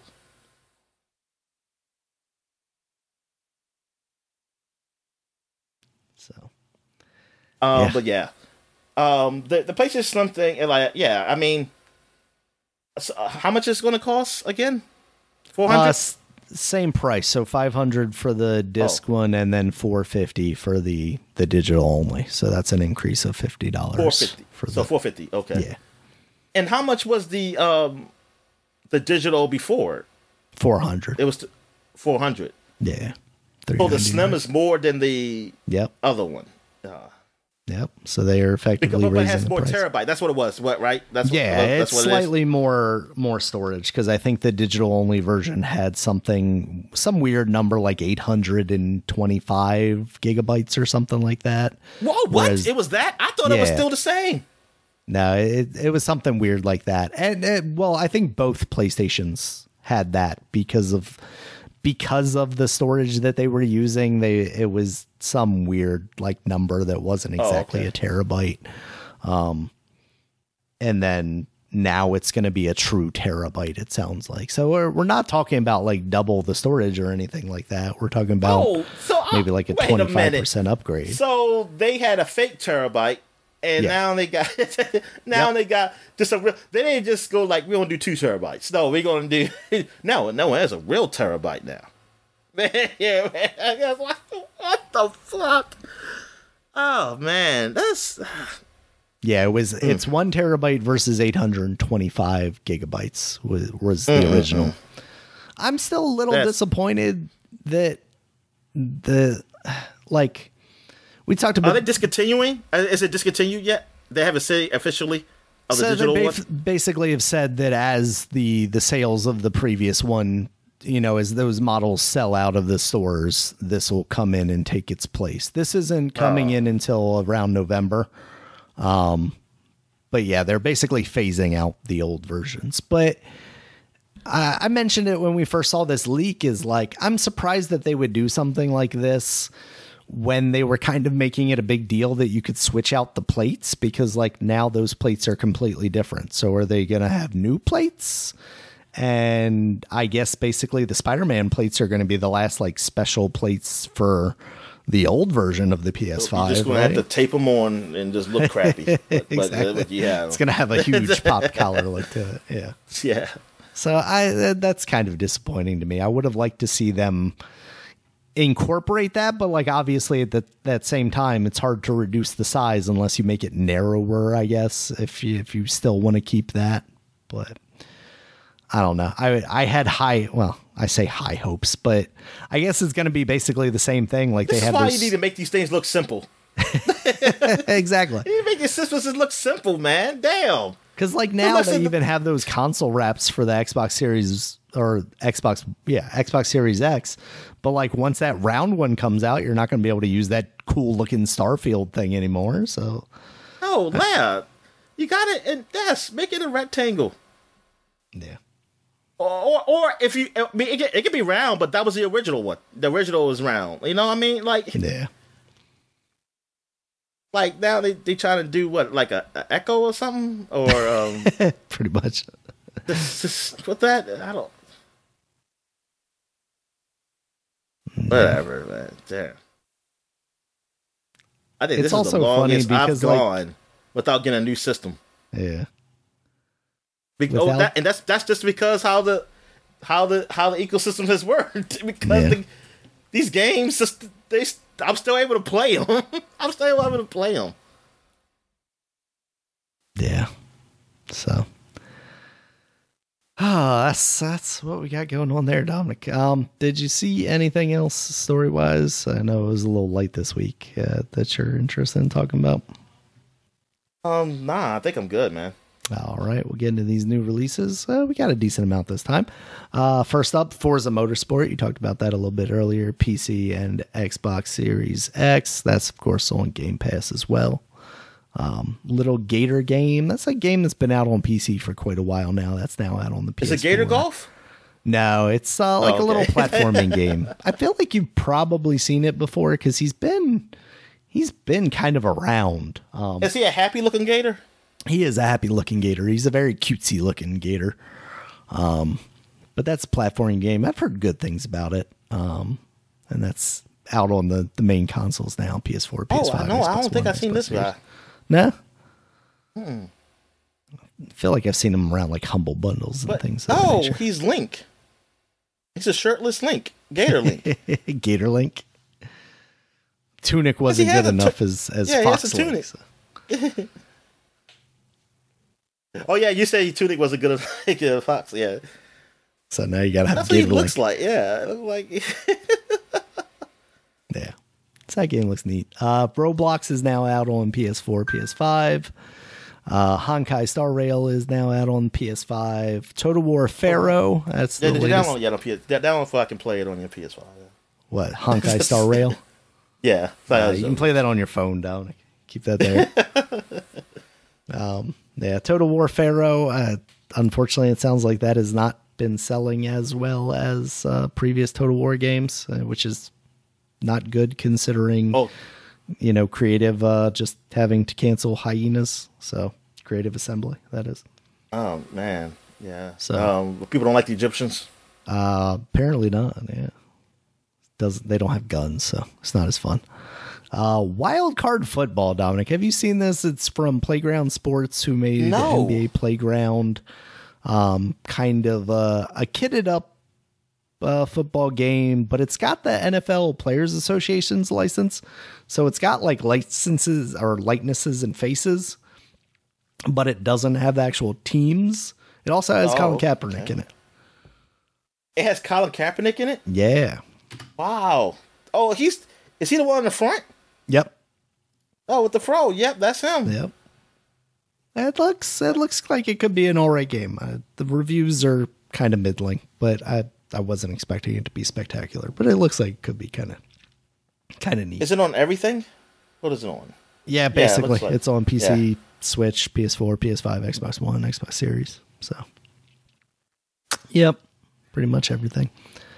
We also have Samba de Amigo. That's now out on the Quest 2 and Quest 3. Samba de Amigo. Oh, yeah. So, do they have like any Quest controller maracas, or did I say that word right? You got what they call maracas. Maracas. You got to 3D print them, Dominic. You got to. Oh, okay. Put your own beans in there, unfortunately. Or if you just smash your controller against something, it'll probably rattle nice. Yeah. Have some pieces falling apart in there. And then we have Lords of the Fallen. Yeah. Lords of the Fallen out on PC, PS5, and Xbox Series X. Same title. Won't confuse anybody because they Sorry, Lords of the Fallen 2023 is now out on the PC, PS5, and Xbox. That's their own damn fault, man. I mean, I don't know why you couldn't just have some type of subtitle. It's fine. It's a reboot, weird. But still, just call it something. Didn't work the first time. Maybe try something different. But yeah, so that's kind of the big release this week. Next week, we really get into, I saw in Game Informer, they already have a review in progress for Sonic, which did not make much sense for me. I know, what do you have to do that you can't finish that? They said something about like wanting to play with other people and stuff, but it's like, okay, like, when's the embargo on this game? Because, like, why do you feel like Sonic is big enough for you to warrant, like, having to release a review that's not finished? Exactly. I ain't gonna be no review of progress for Mario, I bet you. No. Well, that's what I wonder, if they're like, okay, we need to get this review for Sonic out before Mario reviews start hitting, because I wonder what, like, the embargo date is on that. I'm honestly a bit surprised that, like, we haven't seen the reviews for Spider-Man 2 start to come out yet, because that comes out next Friday. I mean, so does Mario, but yeah, you would think it would be confident. Yeah, reviewers have had that game for like weeks now, so that's why I would have thought they would have had a review embargo that would have been, a little bit earlier. Maybe with the whole Activision Blizzard thing, they thought maybe that finally finishing up would overshadow a little bit, but maybe it'll be like Monday morning. I wonder if somebody has it listed somewhere. I know I found myself on the Spider-Man Reddit. No, but the Sonic reviews are already out. So what's taking Game Informer so long? Because they fired their entire staff, Dominic. That's what. That poor man has to post news articles and also review every video game. He's trying to play Mario and Spider-Man and Sonic right now. Yeah, I got a 7 out of 10. That's. I saw somebody said, "Yeah, I say I bet you these." And the same reviewers want to give the Mario a 10 out of 10. They say they hate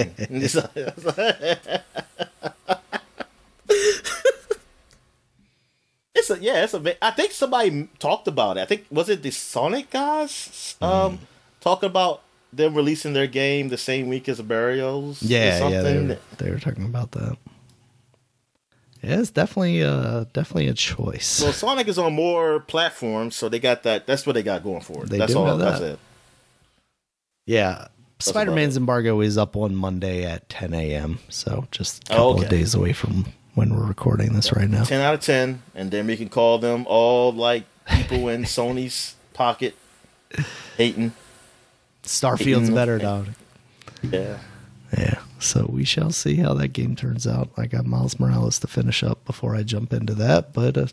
yeah, I was playing a little bit of Miles Morales on your PlayStation, like late night one night.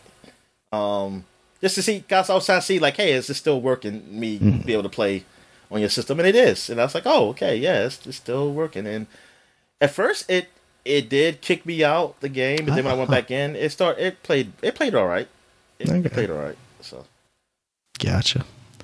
All right then, Dominic. Unless you got something else for the people, that's all I've got this week. I'm good. All right. Thank you guys as always for listening. You can check us out on Twitter. Dominic's at DStallworth5. I'm at Regulus MB. The podcast is at Superpod, SUPAPOD. Superpod.com is the website. You can check us out there. It has links to all the places you can find us, including YouTube, where there's a video version of this podcast, as well as iTunes, Stitcher, Google Podcasts, and Spotify. And until next time, guys, talk to you later. All right. See ya.